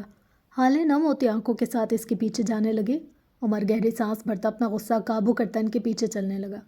سڑک پر چلتے حسن کے قدم شکستہ اور خوفزدہ تھے۔ نہ جانے کیوں ایک خالی پن تھا جو دل کو جکڑ رہا تھا۔ یہی حال حالے کا بھی تھا۔ اس کا دل کیا تھا کہ وہ حسن پہ آئی سب تکالیف خود پر لے لے۔ یہ وہ بچہ تھا جسے ماں کی طرح پالا تھا، اپنا وقت، پیسہ، جذبات سب اس پر خرچ کیا تھا۔ ایسا نہیں تھا کہ ان کے درمیان لڑائی نہیں ہوتی تھی، لیکن ایسا بھی نہیں تھا کہ صلح نہ ہوتی۔ وہ تیز تیز قدم اٹھاتا غیر متعین کردہ سمت کی طرف جا رہا تھا۔ آئی ایم سوری حسن، اپنے پیچھے سے آتی حالے کی آواز پر وہ لمحہ بھر کو رکا۔ ان کے پیچھے مناسب فاصلے پر چلتا عمر بھی رکا۔ حسن کی آنکھیں اس نیم اندھیرے میں بھی زخمی سی لگتی تھی۔ وہ بچہ بہت ہرٹ لگتا تھا۔ تم سوری نہیں ہو حالے، وہ عجیب سے لہجے میں بولا، اور اگر ہو تو کس کس کے لیے اور کس کس بات کے لیے؟ آنسو بہنے لگے۔ وہ 16 سال کی عمر میں 4 گھنٹے تھانے رہ کر آیا تھا۔ وہ ڈرا ہوا تھا، خوف زدہ۔ بابا مر گئے اور میں تب سے تمہارے ساتھ مل کر رو نہیں سکا۔ کیا تم اس لیے سوری ہو؟ اس کی آواز کپ کپ آئی۔ حالے کی آنکھوں سے موٹے موٹے آنسو بہنے لگے۔ اماں بیمار تھی، میں اکیلا تھا، میرے پاس رقم نہیں تھی، میرے پاس کوئی اپنا نہیں تھا، تم اس کے لیے سوری ہو؟ اس کا لہجہ بلند ہوا، آنکھوں کا زخمی پن دل چیرنے لگا۔ حالے بس اس کو سنتی رہی۔ آج اسے بولنے کا حق تھا۔ شمس چچا نے مجھے اتنا مارا، اتنا مارا، اتنا مارا کہ میں 2 دن چل پھر بھی نہیں سکا، اور میرے پاس پین کلر تک کے پیسے نہیں تھے، اور میرے پاس تم نہیں تھی۔ کیا تم اس کے لیے سوری ہو؟ وہ رو رہا تھا، بلند آواز میں روتے ہوئے کہہ رہا تھا۔ نیم اندھیری سڑک کو اس پر ترس آیا۔ میرے باپ کا قتل ہوا تھا، یہ جاننا میرا حق تھا، لیکن تم نے چھپایا۔ کیا تم اس کے لیے سوری ہو؟ برونو مر گیا، میں ایک بار پھر اکیلا ہو گیا، بھری دنیا میں بالکل اکیلا، اور تم تب بھی میرے ساتھ نہیں تھی۔ تم مجھے اپنا بیٹا کہتی تھی اور تم نے مجھ پر ہاتھ اٹھایا۔ کیا تم ان سب کے لیے سوری ہو؟ اس کی ہچکیاں بن گئی۔ روتے ہوئے اس کی آواز کانپ رہی تھی، آنکھیں سرخ غمزدہ تھیں۔ سب کہتے ہیں یہ لڑکی ہے اور اس کے پاس تم سے زیادہ آزادی ہے، تم سے زیادہ پیسہ، تمہارے گھر والے اس سے تم سے زیادہ پیار کرتے ہیں، لیکن میں کبھی تم سے جیلس نہیں ہوا۔ کوئی بہنوں سے بھی بھلا جیلس ہوتا ہے کیا؟ سب نے مجھے تمہارے خلاف کیا، لیکن میں تمہارے ساتھ کھڑا رہا۔ سب تمہارے خلاف بولتے تھے، میں تمہارے حق میں بولتا تھا، اور تم نے کہا میں مر جاؤں۔ اس کی آواز زکام زدہ تھی۔ وہ بمشکل بول رہا تھا، آنسو جیسے آج نہ بہے تو پھر کبھی نہیں بہیں گے۔ حالے بس مغموم سی اس کو دیکھ رہی تھی۔ اس کا دل ٹوٹ رہا تھا اور روح قبض ہو رہی تھی۔ میں تم سے محبت کرتا تھا، تم نے کہا تم مر جاؤ، تم نے کہا خدا کرے حسن تم مر جاؤ۔ حسن کیا کوئی اپنے بیٹے کو ایسے کہتا ہے، ایسے کہتا ہے؟ وہ چلایا۔ تم کہتی ہو تم سوری ہو، لیکن تم کہتی ہو حسن مر جائے، میں تمہاری کس بات پر یقین کروں؟ وہ بے بسی سے کہہ رہا تھا۔ یکدم حسن نے اپنی آنکھیں صاف کی۔ اور اب اگر تم سوری ہو بھی تو مجھے فرق نہیں پڑتا، وہ تلخی سے بولا۔ حالے نے قدم اس کی جانب بڑھائے، فاصلے اس نے بڑھائے تھے، ختم بھی اسی کو کرنے تھے۔ مجھے تمہاری ضرورت نہیں ہے، مجھے تم نہیں چاہیے اور مجھے کوئی نہیں چاہیے، وہ درد سے پھٹی ہوئی آواز میں چلایا۔ حالے بس خاموش قدم اس کی جانب بڑھاتی رہی۔ تم جاؤ، اپنے شوہر کے ساتھ رہو، میرا کیا ہے، میں تو تمہارے لیے مر گیا نا، میرے قریب مت آؤ، وہ غرایا۔ میں تم سے نہیں ملنا چاہتا، آئندہ میرے سامنے بھی مت آنا، ہم دونوں بہن بھائی نہیں ہیں۔ حالے اس کے بالکل قریب آ کر رکی۔ وہ اس سے چھوٹا تھا، لیکن اس کا قد حالے سے بڑا تھا۔ وہ اس کا بھائی تھا، اس کا محافظ۔ تم بہت بری بہن ہو، بہت بری ماں ہو۔ تم نے کہا تھا حسن مر جاؤ، تم نے دیکھا حسن مر جائے گا، وہ درد سے کہہ رہا تھا۔ حالے نے خاموشی سے اپنے دونوں بازو اس کے گرد حمائل کر دیا اور سر اس کے سینے پر رکھ دیا۔ حسن بولتے بولتے رک گیا۔ الفاظوں نے مرتے دم کی آخری ہچکی لی اور دم توڑ دیا۔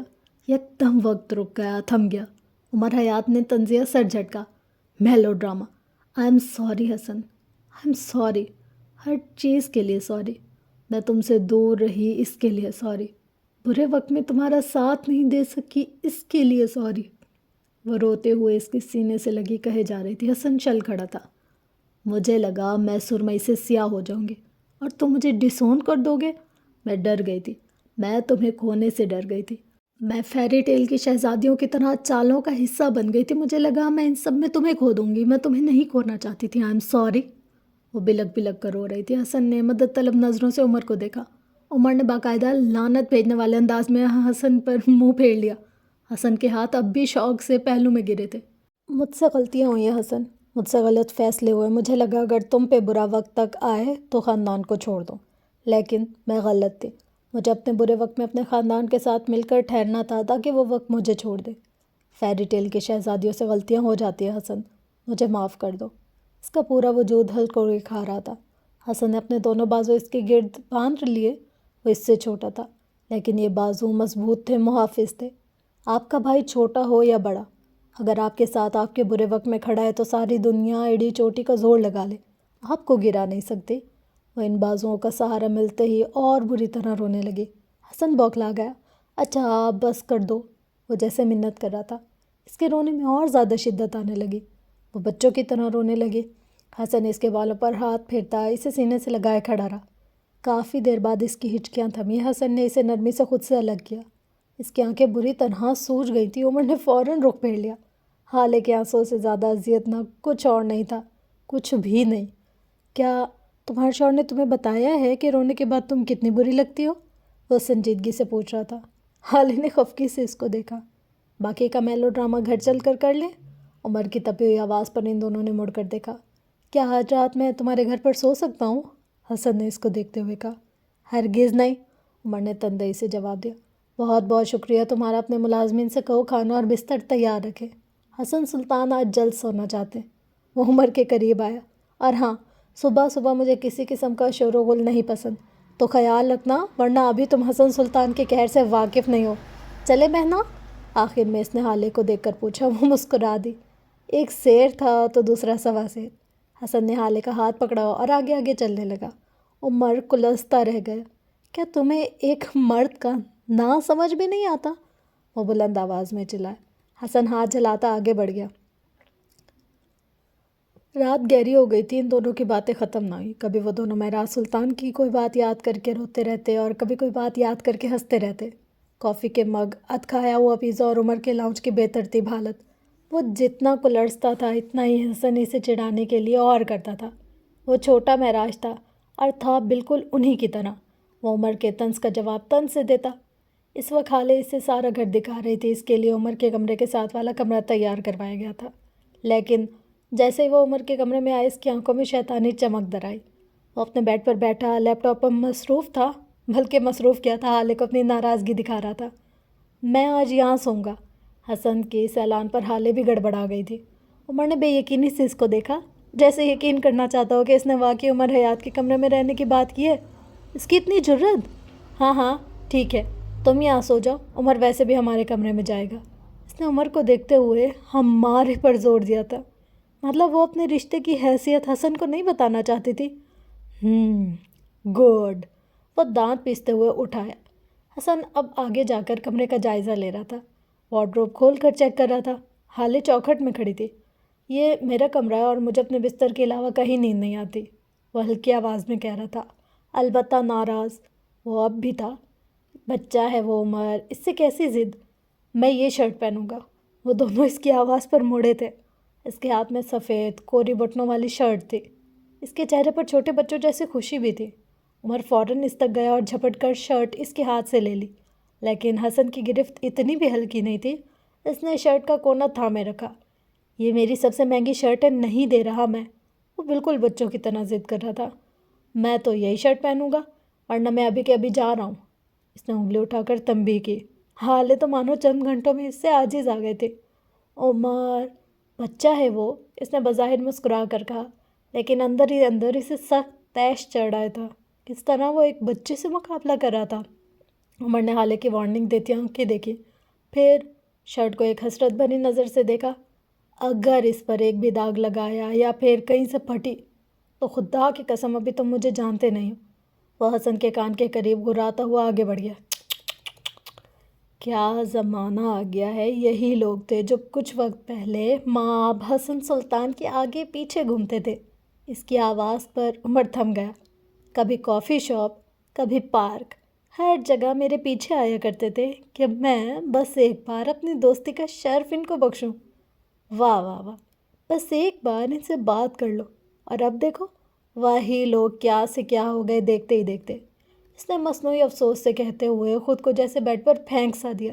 عمر کے دل پر جیسے گھونسا لگا، دیکھو دیکھو اس کو کس طرح میرے بیڈ پر خود کو پھینک رہا ہے، ٹوٹ گیا تو؟ جانتے بھی ہو کس سے ڈیزائن کروایا میں نے سارا فرنیچر؟ آلے اپنے شوہر کو لے جاؤ، یہ میری نیند بہت خراب کر رہا ہے، حسن نے بد مزہ ہو کر کہا۔ عمر کا بس نہیں چلتا تھا کہ وہ اس کا گلا دبا دے یا پھر کم از کم اسے اپنے کمرے کی کھڑکی سے تو باہر پھینک دے۔ وہ ایسا کر بھی ہرگز سکتا تھا اگر حالے اس کو بازو سے پکڑ کر باہر نہ لے جاتی۔ کیا ہو گیا تمہیں؟ بچہ ہے وہ؟ باہر آ کر حالے نے اس کو گھرکا تھا۔ وہ جواب دیے بغیر آگے بڑھ گیا۔ بھائی ناراض تھا وہ۔ حالے نے گہری سانس بھری اور اس کے پیچھے گئی۔ وہ خفگی سے سیڑھیاں اترتا نیچے جا رہا تھا۔ وہ نچلے زینے پر تھا اور حالے سب سے اوپری زینے پر۔ کسی انسان نے اگر صبح ناشتہ نہ کیا ہو اور پھر دوپہر کا کھانا بھی نہ کھایا اور پھر اگر رات کا کھانا بھی نہ کھا سکا ہو تو؟ حالے کی آواز پر اس کے قدم تھم سے گئے۔ تو کیا اسے بھوکا سو جانا چاہیے؟ عمر نے مڑ کر اس کو دیکھا۔ وہ کہنا چاہتا تھا تمہیں کیا کروں، لیکن کہہ بیٹھا کچن میں آ جائیں کچھ بنا دیتا ہوں، بولا اور مڑ گیا۔ اب اس سے زیادہ مروت وہ دکھا نہیں سکتا تھا۔ ایک ڈاکٹر کو اگر بیماری بتا دو تو وہ علاج کر کے ہی ہٹے گا۔ ایک استاد سے اگر سوال سمجھانے کا کہہ دو تو اپنا پورا توازن اور توانائی لگا کر جواب بتا کر ہی ہٹے گا۔ اس طرح ایک شیف کو اگر اپنی بھوک بتا دو تو وہ آپ کا پیٹ بھر کر ہی ہٹے گا۔ اچھا کھانا بنانے والا وہ نہیں ہوتا جس کے ہاتھ میں ذائقہ ہو۔ اصل شیف وہ ہوتا ہے جو کسی کی بھوک کا حال جان لے تو بے چین ہو جائے، اور جب تک وہ انسان کھانا نہ کھا لے شیف پہ سکون حرام ہوتا ہے۔ وہ کچن میں آئی تو برتنوں کو اٹاک پٹاک جاری تھی۔ نان سٹک فرائنگ پین میں صرف اتنا تیل تھا جتنا کوئی نوزائیدہ بچہ گھونٹ لیتا ہے۔ وہ فریج سے میٹ نکال رہا تھا، پتلا چپلی کباب کی شکل میں بنا ہوا میٹ، ساتھ ساتھ کبھی کسی سامان کو یہاں پھینکتا تو کبھی وہاں۔ آؤ لڑیں؟ حالے کی آواز پر اس کے میٹ بناتے ہاتھ لمحہ بھر کو رکے، پھر اسی تیزی سے چلنے لگے۔ وہ اس کے کندھے پر نظریں جمائے کہے گئی، ادھورے جھگڑے اور لڑائی کے بعد کا کینہ رشتوں کے لیے سلو پوائزن ثابت ہوتا ہے، یا آہستہ آہستہ رشتے کھا جاتا ہے، اس لیے کہہ رہی ہوں آؤ لڑیں۔ وہ اب بھی نہیں مڑا۔ میٹ کا ٹکڑا تیل میں ڈال کر شڑ شڑ کی آوازیں سارے کچن میں گونجا دیں۔ سخت زہر لگ رہے ہو، حالے نے ایک بار پھر کوشش کی۔ بالکل زہر، اور یہ تمہاری شرٹ، یہ تو تم پہ بالکل بھی سوٹ نہیں کر رہی، تم یہ۔ عمر نے لب بھینچ لیے لیکن مڑا نہیں۔ میٹ پک رہا تھا اور اب وہ پلیٹ میں سلاد بنا رہا تھا۔ سبز پتے سفید پلیٹ کو ڈھک گئے، اب وہ اطراف میں کٹے ہوئے کھیرے سجا رہا تھا۔ میٹ پک کر سنہری ہونے لگا۔ وہ جس کمرے کے لیے تم میرے بھائی سے لڑ رہے تھے نا، ایسا بھی کیا اس کمرے میں؟ ایسا لگتا ہے جیسے کسی خپتی بوڑھے کا کمرہ ہو۔ اور بس اب کہ وہ مڑا تھا، اب خود کون سی شہد لگ رہی ہے؟ ہاں، اور میرا کمرہ ایک شاہکار ہے، میرے منہ مت لگے، چپ چاپ اپنا کھانا کھائیں اور جا کر سو جائیں۔ وہ سخت خفا تھا۔ تمہیں مجھ سے سوری کہنا چاہیے، کتنی بدتمیزی کی تم نے، بھول گئے؟ اچھا میں سوری بولوں؟ ہاں، اور آپ کے منہ سے تو پھول جھڑ رہے تھے، کمر دکھ گئی میری پھول چنتے چنتے۔ اس کا چہرہ سرخ ہوتا جا رہا تھا۔ ٹھیک ہے میں تھانے چلی گئی تھی لیکن میرے پاس کوئی اور آپشن تھا ہی نہیں، تو میری کالز نہیں لے رہے تھے، کوئی اور مرد میرے پاس تھا نہیں، ایسے میں مجھے بتاؤ میں کیا کرتی؟ وہ اپنے مقصد میں کامیاب ہو رہی تھی۔ وہ عمر کو موقع دے رہی تھی کہ وہ دل میں رکھی بات نکال دے۔ میں آئی جی کے ساتھ تھا، کیسے کال اٹھاتا؟ آپ سے پہلے حسن مجھے کال کر چکا تھا، میں نے گھر پہ کال کر کے آپ کا پوچھا تھا لیکن آپ پہلے ہی نکل چکی تھی۔ وہ چمٹا رکھے آگے آئے، اس کے کان سرخ ہو رہے تھے اور چہرہ برہم۔ کتنے مرد تھے وہاں جانتی ہیں؟ مجھے مسئلہ مردوں سے نہیں تھا، نہ آپ میرے لیے ناقابل اعتبار ہیں، لیکن وہ پولیس والے، ان کی باتیں گالیوں سے شروع اور گالیوں پر ختم ہوتی ہیں۔ آپ ایسے ماحول میں بیٹھی تھی، ظاہر ہے مجھے غصہ آئے گا۔ حالے چپ چاپ اس کو سنتی رہی۔ وہ سرخ ہوتی آنکھوں کے ساتھ کہہ رہا تھا، مجھے مسئلہ ان مردوں سے کبھی بھی نہیں تھا، لیکن جس بات پر حسن اور ان لڑکوں کے درمیان مار پیٹ ہوئی تھی، آپ بتائیں اگر وہی بات وہ لوگ اس مجمع میں ان سب مردوں کے سامنے کرتے تو آپ کو کتنی تکلیف ہوتی؟ کوئی آپ کے کردار کی بات کرے مجھے اچھا نہیں لگتا، آپ کی تکلیف سے مجھے تکلیف ہوتی ہے۔ اور آخر میں ایسی بے بسی سے بولا کہ حالے ٹھٹک گئی۔ کیوں؟ تمہیں میری تکلیف سے تکلیف کیوں ہوتی ہے؟ عمر چند لمحے اس کو دیکھتا رہا، پھر مڑ گیا۔ اب وہ دوبارہ فرائنگ پین کے سامنے کھڑا میٹ الٹ پلٹ کر رہا تھا۔ کیونکہ آپ نے میری جان بچائی تھی، وہ ہلکی آواز میں بولا، لیکن دور کہیں شاید وہ جانتے تھے، دونوں ہی جانتے تھے کہ وجہ یہ نہیں تھی۔ اب کہ وہ نارمل تھا، وہ اپنی بات کہہ چکا تھا، دل کا بوجھ ہلکا ہو چکا تھا۔ حالے اب میز کے گرد رکھی کرسی پر بیٹھ گئی۔ عمر نے پلیٹ میں فرائیڈ بیف کے 3 تکونے ٹکڑے رکھے، اطراف میں سجے سلاد کے سبز پتے اور کھیرے رکھے۔ اس نے پلیٹ پر میز پر رکھی ایپرن اتارا، دوبارہ جگہ پر رکھا۔ بیٹھو یہاں، حالے نے نرمی سے کہا۔ اس نے اچنبھے سے اس کو دیکھا۔ کھاؤ، تم نے صبح سے کچھ نہیں کھایا۔ وہ معتجب سا اس کو دیکھتے ہوئے بیٹھ گیا۔ حالے نے پلیٹ اس کے آگے سرکائی، کانٹا اور چمچ اس کی پلیٹ میں رکھا۔ صبح میں تمہاری انٹرمیٹ فاسٹنگ، دوپہر سے شام تک آئی جی کا انتظار، اور پھر شام سے لے کر اب تک تم مسائل میں الجھے ہوئے تھے۔ کھانا کب کھایا ہوگا؟ عمر مسکرائے۔ حالے اٹھ کر فریج تک گئی، پانی کی بوتل نکال کر واپس میز تک آئی۔ وہ اس کو دیکھتا رہا، مسکراتے ہوئے، معتجب سا۔ نہ کریں، میں رونے لگ جاؤں گا، اتنی فکر راس نہیں آ رہی نا، اسی لیے کرتی بھی نہیں۔ اور پھر دونوں ایک ساتھ ہنس دیے۔ دونوں کی سیاہ آنکھوں میں چمک تھی، وہ آنکھیں ایک جیسی لگتی تھی، بالکل ایک جیسی، بالکل قریبی۔ وہ سر چکائے کھانا کھانے لگا۔ حالے اٹھ کر جانے لگے۔ کھانے کے بعد تھوڑی کافی مل سکتی ہے؟ وہ جاتے جاتے ٹھہر گئی۔ یقیناً اسے کافی کی طلب نہیں تھی، وہ بس اس کے ساتھ وقت گزارنا چاہتا تھا۔ نہ جانے کیوں اسے یہ مکان حالے کی موجودگی میں گھر لگنے لگا تھا۔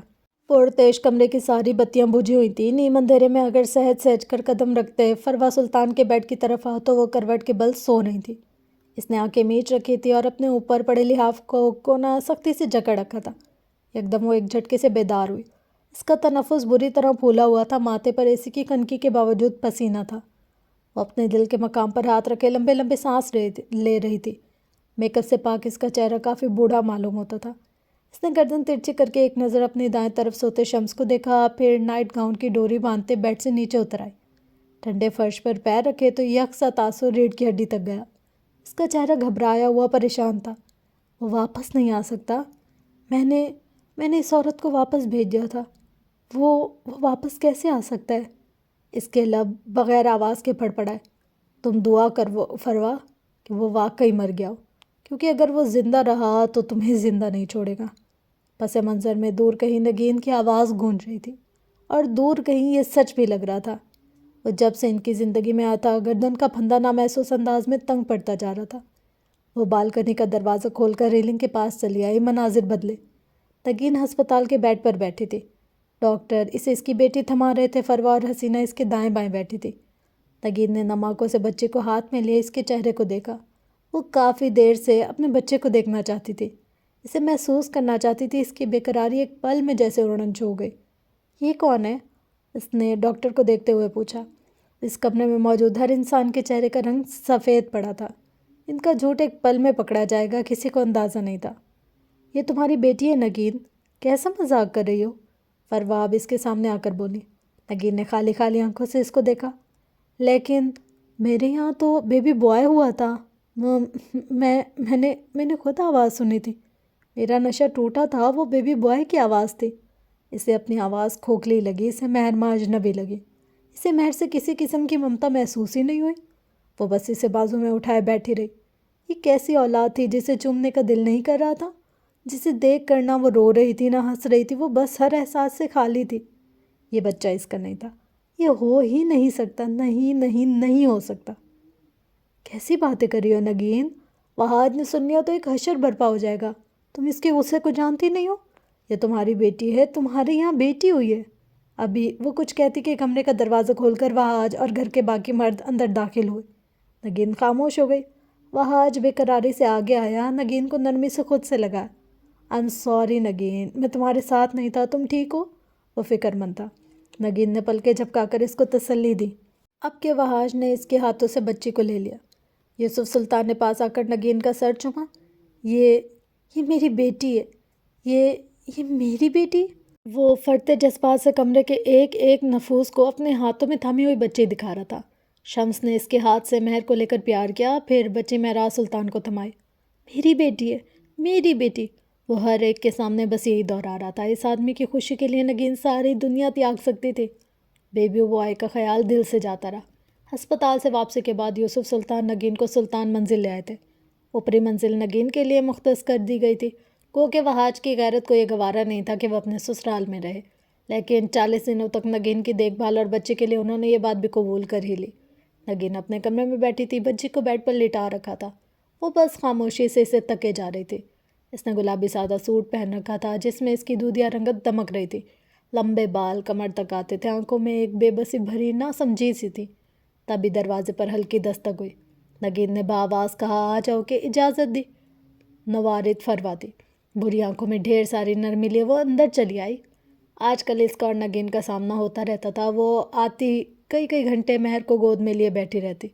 تم سے ایک بات پوچھوں؟ کافی دیر بعد نگین نے مہر کو گود میں لیے بیٹھی فروا سے پوچھا۔ فروا نے مہر کو دیکھتے ہوئے اس بات میں سر ہلایا۔ وہ نگین کو نہیں دیکھتی تھی۔ بھائی کی لاش ایک بار پھر یاد آنے لگتی تھی۔ جب تم نے سفیر کو پہلی بار گود میں لیا تھا تو تمہیں کیسا محسوس ہوا تھا؟ آنرڈ، اس نے ایک لفظی جواب دیا، پھر کہنا جاری رکھا، مجھے لگا تھا مجھے نوازا گیا ہے۔ اولاد انعام ہوتی ہے۔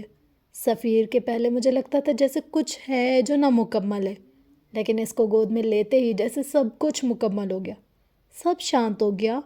وہ آنکھوں میں الواحی سے چمک لیے بتا رہی تھی۔ نگین کے چہرے پر سایہ سا لہرایا۔ اسے آج تک مہر کے لیے یہ سب کچھ محسوس نہیں ہوا تھا۔ آج تک اس نے کبھی اسے پیار نہیں کیا تھا۔ وہ بس اس کے پاس رہتی جیسے چند گھنٹوں کے لیے کسی اور کا بچہ سنبھال رہی ہو۔ وہ اپنی کیفیت سے سخت پریشان تھی۔ کافی دیر دونوں کے درمیان خاموشی رہی۔ فروا بس مہر کے ساتھ کھیلتی رہی۔ نگین نے گلا تر کیا، الفاظ مجتمع کیے۔ میں راتوں میں کئی بار جاگ جاتی ہوں، ایسا لگتا ہے جیسے میری بیٹی رو رہی ہو، یا پھر شاید اسے بھوک لگی ہو۔ مائیں بچوں کے دل کو سمجھ لیتی ہیں۔ وہ ایک الہام، ایک وجدان کی سی کیفیت ہوتی ہے، وہ کہہ رہی تھی، اور فروا اس کو سنتی رہی۔ مجھے لگتا ہے جیسے میری اولاد تکلیف میں ہو، جیسے وہ مجھ سے کہیں دور ہو، لیکن جب میں اٹھ کر بیٹھتی ہوں تو مہر میرے پاس سو رہی ہوتی ہے۔ میں اسے دودھ دیتی ہوں کہ شاید وہ بھوکی ہو، لیکن وہ کہہ کر دیتی ہے، لیکن مجھے پتہ ہے، مجھے یقین ہوتا ہے کہ میری اولاد تکلیف میں۔ میرا دل کہتا ہے میری اولاد ٹھیک نہیں۔ کیا تمہارے ساتھ ایسا ہوتا ہے؟ وہ آنکھوں میں ایک آس لیے پوچھ رہی تھی کہ شاید اسے اس کا جواب مل جائے۔ وہ حسینہ سے پوچھ لیتی، اگر ان کے یہاں کوئی اولاد ہوتی۔ فروا کے چہرے پر کوئی تاثر نہیں آیا۔ وہ بس بے تاثر چہرے کے ساتھ اس کو دیکھتی رہی۔ تم ڈپریشن میں ہو نگین، وہ اسی روبوٹک انداز میں بولی۔ نگین کے آبرو تفکر سے سکڑے۔ تمہیں پوسٹ پارٹم ڈپریشن ہے؟ جانتی ہو پوسٹ پارٹم ڈپریشن کیا ہوتا ہے؟ نگین نے ناسمجھی سے نفی میں سر ہلایا۔ یہ دنیا کی 15% ماؤں کو ہوتا ہے۔ بچے کی پیدائش کے بعد ان کو اپنے بچے سے کسی قسم کا لگاؤ محسوس نہیں ہوتا۔ وہ اس کی کسی کام پہ توجہ نہیں دیتی، نہ انہیں اپنے بچے کے لیے اپنے دل میں کوئی سافٹ کارنر محسوس ہوتا ہے۔ وہ ہر وقت انہیں یا خود کو نقصان دینے کے بارے میں سوچتی ہیں۔ وہ بس احساس سے خالی روبوٹک ہو جاتی ہے۔ انہیں لگتا ہے یا تو یہ بچہ اضافی ہے یا پھر یہ ان کا بچہ ہے ہی نہیں۔ تم ڈپریسڈ ہو؟ وہ فکر مندی سے پوچھ رہی تھی۔ خالی آنکھوں والی نگین اس کو دیکھتی رہی۔ کیا وہ ڈپریشن میں تھی؟ مناظر بدلے۔ فروا بالکنی کی گرل پر ہاتھ ٹکائے دور آسمان میں اپنا ماضی دیکھ رہی تھی۔ اس کا چہرہ اسپاٹ تھا۔ اس نے اپنی چالیں چلی تھی۔ اس نے ہر ایک کام پرفیکٹ کیا تھا۔ کوئی جھول تھا ہی نہیں جو رہ گیا ہو، اور اگر رہ گیا تھا تو کل صبح وہ دیکھ آئے گی۔ بالآخر اسے عمر کا خوف جو مل چکا تھا۔ وہ نہیں جانتی تھی کہ انسانوں کا سروائیول سازشوں کا جھول نہیں، خدا کی طرف سے لکھا بخت ہوتا ہے۔ اوئے ہوئے ہوئے، کیا تو کہانی ہے، بہت زبردست، بہت اچھی۔ مطلب ایٹ دا اینڈ میں یہی کہوں گی کہ کچھ چیزیں نا انسان کے اختیار میں نہیں ہوتی، جیسے کہ قتل یا کسی کی زندگی یا کسی کی تقدیر۔ اب نا ہم بہت سارے ایسے لوگ دیکھتے ہیں جو لوگ اتنی سازشوں سے قتل کرتے ہیں کہ انسان کا گمان بھی نہیں جا سکتا اس چیز یا اس بات پہ۔ مطلب میں نے اتنے لوگوں کو دیکھا کہ انہوں نے نا قتل کر دیا، 50 سال بعد جا کر اس کا سچ سامنے آیا کہ یار یہ بندہ مرا نہیں تھا یا یہ بندہ بھاگا نہیں تھا اور اس کا قتل ہوا۔ میں کہتی ہوں یار ایسے لوگ مارنے کے طریقے ڈھونڈتے ہیں کہ انسان کی سوچ بھی نہیں جا سکتی۔ اب جیسے آج ہی کی بات ہے، جیسے ہم لوگ موبائل سکرول کرتے ہیں، اسی طریقے سے میں نے موبائل سکرول کیا تو وہاں پر دیکھا کہ ایک آدمی نے نا اپنی وائف کو اتنا ٹارچر کیا۔ اس کو ظاہر ہے آدمیوں کو ہوتی ہے اپنی بیویوں سے چڑ وغیرہ، اسے خندق میں اس نے اس کو اتنا ٹارچر کیا کہ اس کو کاٹ کے زندہ کو ٹانگ کاٹ دی، اس کی باڈی سے الگ کر دی، بالکل کولہے کی ہڈی سے اس نے اپنی بیوی کی ٹانگ کاٹ دی۔ ٹانگ کاٹ کے اس کا پورا کھال ہٹا لیا اور اس کے پاؤں کا پنجہ بھی الگ کر دیا، اور جو صرف ران سے لے کر ٹانگ کا جو گوشت ہوتا ہے نا، اس کو اس نے گوشت کی اس کی دکان تھی اس میں بیچنے کے لیے رکھ دیا۔ قدرت دیکھو، جب انسان کو انسان پر ظلم کرتا ہے، خود کو خدا سمجھ لیتا ہے یا خود کو مطلب کوئی چیز سمجھتا ہے، تو اللہ اس کو بتاتا ہے کہ یار میں ہوں. اس بندے کو اس چیز کی وجہ سے، صرف اس کی شیپ کی وجہ سے ٹانگ کے پکڑا گیا. وہ یہ کہتی ہوں یار، لوگوں کے دل کیسے کر جاتے کسی کی زندگیاں تباہ و برباد کرنے کو. اور یہ نا ایک چیز نہیں ہے، ایسی بہت ساری چیزیں دیکھنے میں آتی ہیں، ایسی بہت ساری چیزیں ہم لوگوں کے ارد گرد ہو رہی ہوتی ہے، جو بہت زیادہ جب ہائی لائٹ ہوتی ہے نا، پھر پتہ چلتا ہے کہ یار یہاں پر اس طریقے کا مسئلہ تھا. جو فرما نے کیا نگین کے ساتھ یا عمر کے ساتھ، مطلب وہ ایک الگ سین ہے. سب سے بڑی بات اس نے خود اپنے آپ کے ساتھ کیا، یہ سب سے بڑی تکلیف ہے. مطلب آج کل نا اتنا زیادہ ہو گیا یہ چیٹنگ، اور اتنا زیادہ گھر ٹوٹ رہے ہیں، اتنا زیادہ ڈائیورس ہو رہی ہے، اتنا زیادہ. مطلب میں یوں سمجھتی ہوں کہ کچھ لوگ ایسے ہوتے ہیں کہ سوچتے ہیں ہمارا اچھا بھلا پارٹنر ہے، ہسبینڈ ہے، وائف ہے، بوائے فرینڈ ہے، گرل فرینڈ ہے، کچھ بھی، ان لوگ کی اچھی لائف جا رہی ہوتی ہے، پرسکون، دونوں ایک دوسرے کے ساتھ سیٹ ہوتے ہیں، خوش ہوتے ہیں، سب فیملی وغیرہ اچھی ہوتی. شادی بھی ہو جائے اگر، تو بچے بھی ہو جائیں بے شک. یہ بیٹھے لوگوں کو پتہ نہیں کیا چل ہوتی ہے، کیا مسئلہ ہوتا ہے کہ وہ اپنی لائف میں کسی تیسرے بندے کو لے آتے ہیں، اور وہ تیسرا بندہ آ کر جو پہلے دو لوگ رہ رہے ہوتے ہیں ان کی زندگیوں کو اتنی بری طریقے سے ڈیمیج کرتا ہے نا، کہ جس کی کوئی سوچ ہے یا جس کی کوئی حد ہے. اور وہ سمجھتا ہے کہ شاید میں یہ سب کچھ کر خوش رہوں گا، مجھے وہ چیز مل جائے گی جو مجھے چاہیے ہوتی ہے. بلکہ مجھے ایسا لگتا ہے وہ اپنے سر ایک کوئی عذاب مسلط کرتا ہے. کسی چیز کو حاصل کرنا نا ایک عذاب ہے، مجھے ایسا لگتا ہے، کسی کو رلا کر. ابھی کچھ دنوں کی بات ہے، ایک عورت اپنی آپ بیتی بتا رہی تھی کہ مطلب میں نا اپنی دوست کے گھر رہتی تھی، اور اس میں دوست نے میرے ساتھ ہمدردی کی، اور میں بہت غریب تھی اور مجھے بہت زیادہ نیڈ تھی. اس نے مجھے سہارا دیا، اپنے گھر میں رکھا، اور اس کی جیسے یونیورسٹی کے اخراجات اور جو بھی لائف کے ہوتے ہیں مسئلے مسائل، اس میں اس نے اپنی دوست کو ہیلپ کیا. اس کی دوست نے اس کو اس ہیلپ کے صلے میں کیا دیا کہ اسی کے شوہر پر نظر رکھ لی اور اس سے نکاح کر لیا چھپ کے.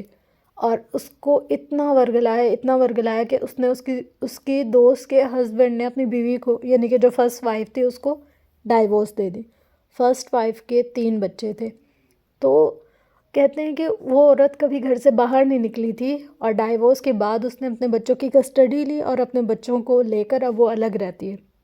اور کہتی ہے وہ جو دوسری وائف تھی، اس کی فرینڈ بھی تھی، اپنی بات بتا رہی تھی کہ یار میں تب سے نا بے سکون ہوں. میرے پاس سب کچھ ہے، میرا ہسبینڈ مجھے پیار کرتا ہے، مجھے ہر چیز سہولت لا کر دیتا ہے گھر میں، بٹ میں بے سکون ہوں، مجھے سکون نہیں ہے. مجھے ایسا لگتا ہے کوئی بھی چیز حاصل کر لینا نا اتنا مشکل نہیں ہے جتنا کہ انسان کی زندگی میں سکون امپورٹنٹ ہوتا ہے. لوگ نا ان چیزوں کو اتنا زیادہ ویلیو نہیں دیتے، یا اتنا زیادہ ان چیزوں کے بارے میں سوچتے نہیں ہیں کہ یار ہاں ٹھیک ہے، ایسے ہے ویسے. بٹ نا مجھے لگتا ہے زندگی میں سب سے زیادہ سکون ضروری ہے. ابھی کچھ ٹائم پہلے میں اتنی مطلب بیمار تھی، اتنی اپسیٹ تھی، مجھے کانوں میں آواز نہیں آتی تھی. اور ظاہر ہے جب کان کا مسئلہ ہو یا گلے کا مسئلہ ہو تو ہمارے آٹومیٹکلی ہوتا ہے، آواز میں بھی مسئلہ ہوتا ہے. آپ لوگوں نے آج بھی کافی زیادہ فیل کیا ہوگا کہ مجھ سے نا پڑھا نہیں جا رہا تھا، بار بار ایسے نا سانس اوپر نیچے، کیونکہ کان بند ہے اس کی وجہ سے سانس نہیں آتی. اور جب سانس نہیں آتی تو پھر پڑھیں کیسے، یا بات کیسے کریں، یا کچھ بھی وائس کیسے کریں، بہت مشکل ہو جاتا ہے. تو مجھے ایسے لگتا تھا کہ یار اگر پیسے جا رہے تو چاہے مگر میں صحیح ہو جاؤں. حالانکہ وہ پیسہ ہم کتنی مشکلوں سے کماتے ہیں، بٹ اس وقت بس دماغ میں یہ سوچ ہوتی ہے کہ یار ہم صحیح ہو جائیں، یہ تکلیف، یہ درد، یہ جو بھی غم ہے یہ چلا جائے. تو میرے ایک صرف کان کا یہ مسئلہ تھا، اور کوئی لوگ تو کسی کی پوری زندگیاں کھا لیتے ہیں. میں کہتی ہوں کہ اگر نا آپ کہیں نیکی کریں کسی کے ساتھ، آپ کسی کے لیے اچھا سوچ رہے ہیں، اچھا کر رہے ہیں، اس کے لیے بھلائی کر رہے ہیں، اور اگر آپ کو وہاں سے جوتا مل رہا ہے، لیٹ سے کہ اگر آپ کا کوئی دوست ہے یا کوئی پیارا ہے اور آپ نے اس کے ساتھ اچھا کیا اور آپ کو ریٹرن میں بہت برا ملا، آپ کو دھوکے کا سامنا کرنا پڑا، آپ سمجھے آپ کی وہ نیکی قبول ہے. اس کے بعد کیا ہوگا کہ وہ جس نے جو بھی برا کیا ہے وہ تو اپنے آگ میں خود ہی جلے گا. اگر اب سے کچھ ٹائم پہلے ہم لوگ بات کرتے، لائک 3 4 5 سال پہلے، تو مجھے یہ ہوتا تھا کہ یار میں یہ بھی لے لوں، یہ بھی سب کچھ ہو میرے پاس، یہ جوتا ہو، یہ کپڑا ہو، یہ میک اپ ہو، یہ جویلری ہو، یہ فلاں ہو۔ لیکن اب مجھے جا کر ان چیزوں کا پتہ چلتا ہے کہ یار وہ صرف جو اس کی کیوریاسٹی ہوتی ہے، جو اس کی تپش، جلن، ایک ہوتا ہے نا اندر سے انسان کہتے کہ یار یہ ہو، یہ ہو، یہ ہو، یہ ہو، وہ جو تکلیف ہوتی ہے نا تب تک ہوتی ہے، صرف جب تک ہم اس چیز کو حاصل نہیں کر لیتے۔ جیسے ہی ہم اس چیز کو حاصل کر لیتے اس کا چارم ختم ہو جاتا ہے۔ اب میں آپ کو اگزامپل اپنے آپ کی اس لیے دیتی ہوں کیونکہ ہم جو اپنے آپ کو ڈیفائن کر سکتے اس سے زیادہ خوبصورت انداز میں ہم کسی چیز کو بھی ڈیفائن نہیں کر سکتے۔ ہمیں اپنی نیچر کا پتہ ہوتا ہے، اپنے چینجز کا پتہ ہوتا ہے، ہر چیز کا پتہ ہوتا ہے نا۔ تو اسی طریقے سے میں اپنے آپ کی ہمیشہ مثال دیتی ہوں تاکہ اگر مجھ میں کچھ اچھائی برائی ہے اور میں آپ لوگ کے ساتھ شیئر کرتی ہوں، آپ لوگ کا اگر تھوڑا سا بھی مائنڈ چینج ہو جائے نا اچھائی کی طرف تو یہ بہت ہے۔ بس ایٹ دا اینڈ میں اتنا کہوں گی کہ یار کبھی بھی کسی کا برا کر کے آپ یہ مت سوچو کہ آپ کے ساتھ اچھا ہوگا، اور اگر آپ کچھ اپنے لیے اچھا سوچ رہے ہو اور اس کے لیے آپ کو کسی اور کے ساتھ برا کرنا پڑ رہا ہے، آپ سوچو آپ کی اس چیز کا چام حاصل کرنے سے پہلے ہی ختم ہو جائے گا، کیونکہ کچھ چیزیں ایسی ہوتی ہیں کہ اگر ہم کسی کو دھوکہ دیں نا تو ان کی جو جس چیز کے لیے دے رہے ہوتے اس چیز کی کشش ہی ختم ہو جاتی ہے۔ اب جیسے نا مجھے ایک اسٹیٹنر چاہیے تھا اور میں کافی ٹائم سے لگی ہوئی تھی کہ یار مجھے یہ لینا ہے، لینا ہے، لینا ہے، میں نے اتنا مطلب واویلا کیا ہوا تھا کہ یہ لینا ہے مجھے۔ آخر کار بحث اور ضد کر کے بہت ساری چیزوں کو نگلیکٹ کر کے میں نے وہ لیا۔ آج سے کچھ سال پہلے کی بات بتا رہی ہوں، وہ میں نے لے تو لیا، بٹ جب نا میں نے اپنے پیانوں کو اس چیز کے لیے تکلیف دی اس اسٹیٹنر کو حاصل کرنے کے لیے، تو آٹومیٹکلی جیسے ہی میں نے اس کو لیا اور میرے ہاتھ میں آیا، بس میرے لیے اس کا چارم ہی ختم ہو گیا۔ آپ بلیو کریں گے اتنے سال ہو گئے وہ پڑا ہوا ہے، بٹ یوز کرنے کو ہی دل نہیں کرتا، دیکھنے کو ہی دل نہیں کرتا۔ تب جا کر مجھے سمجھ آئی کہ چیزوں کی جو بھی چاہت ہوتی ہے، جو بھی اس کا چارم ہوتا ہے، وہ تب تک ہوتا ہے جب تک وہ حاصل نہیں ہو جاتی۔ جیسے ہی چیز حاصل ہوئی، بہرحال یہ تو ایک میرا تجربہ تھا، آپ لوگوں کا کیا ایکسپیرینس ہے آپ لوگ ضرور شیئر کیجیے گا۔ انشاءاللہ ملتے ہیں نیکسٹ ویڈیو میں، تب تک کے لیے اپنا گرد و نواح اہل و عیال کا بہت زیادہ خیال رکھیے گا۔ کچھ جگہ نا میرا سانس پھولنے لگ جاتا ہے، کوشش کرتی ہوں کہ نہ ہو بہت زیادہ، بٹ ابھی تک بھی میرا کان صحیح نہیں ہو رہا، اتنا پین ہوتا ہے کان میں اور فل بند ہے، مطلب اتنی زیادہ میری آواز میں وہ ہو رہی ہے نا گھبراہٹ سی، میری آواز گلے میں ہی جا کر پھنس رہی، پتہ نہیں کیا ہو رہا ہے، مجھے نہیں پتہ۔ 1 مہینہ میں نے ویٹ کیا کہ کب جا کر صحیح ہو، کب جا کر صحیح ہو، پر ہو ہی نہیں رہا۔ خیر اب صحیح ہو یا نہیں ہو، ہم لوگ انشاءاللہ اس کو کنٹینیو کریں گے اور ریگولر ہم لوگ اس کے ایپیسوڈز پڑھا کریں گے۔ تب تک کے لیے ملتے ہیں نیکسٹ ایپیسوڈ میں۔ لو یو آل، اللہ حافظ۔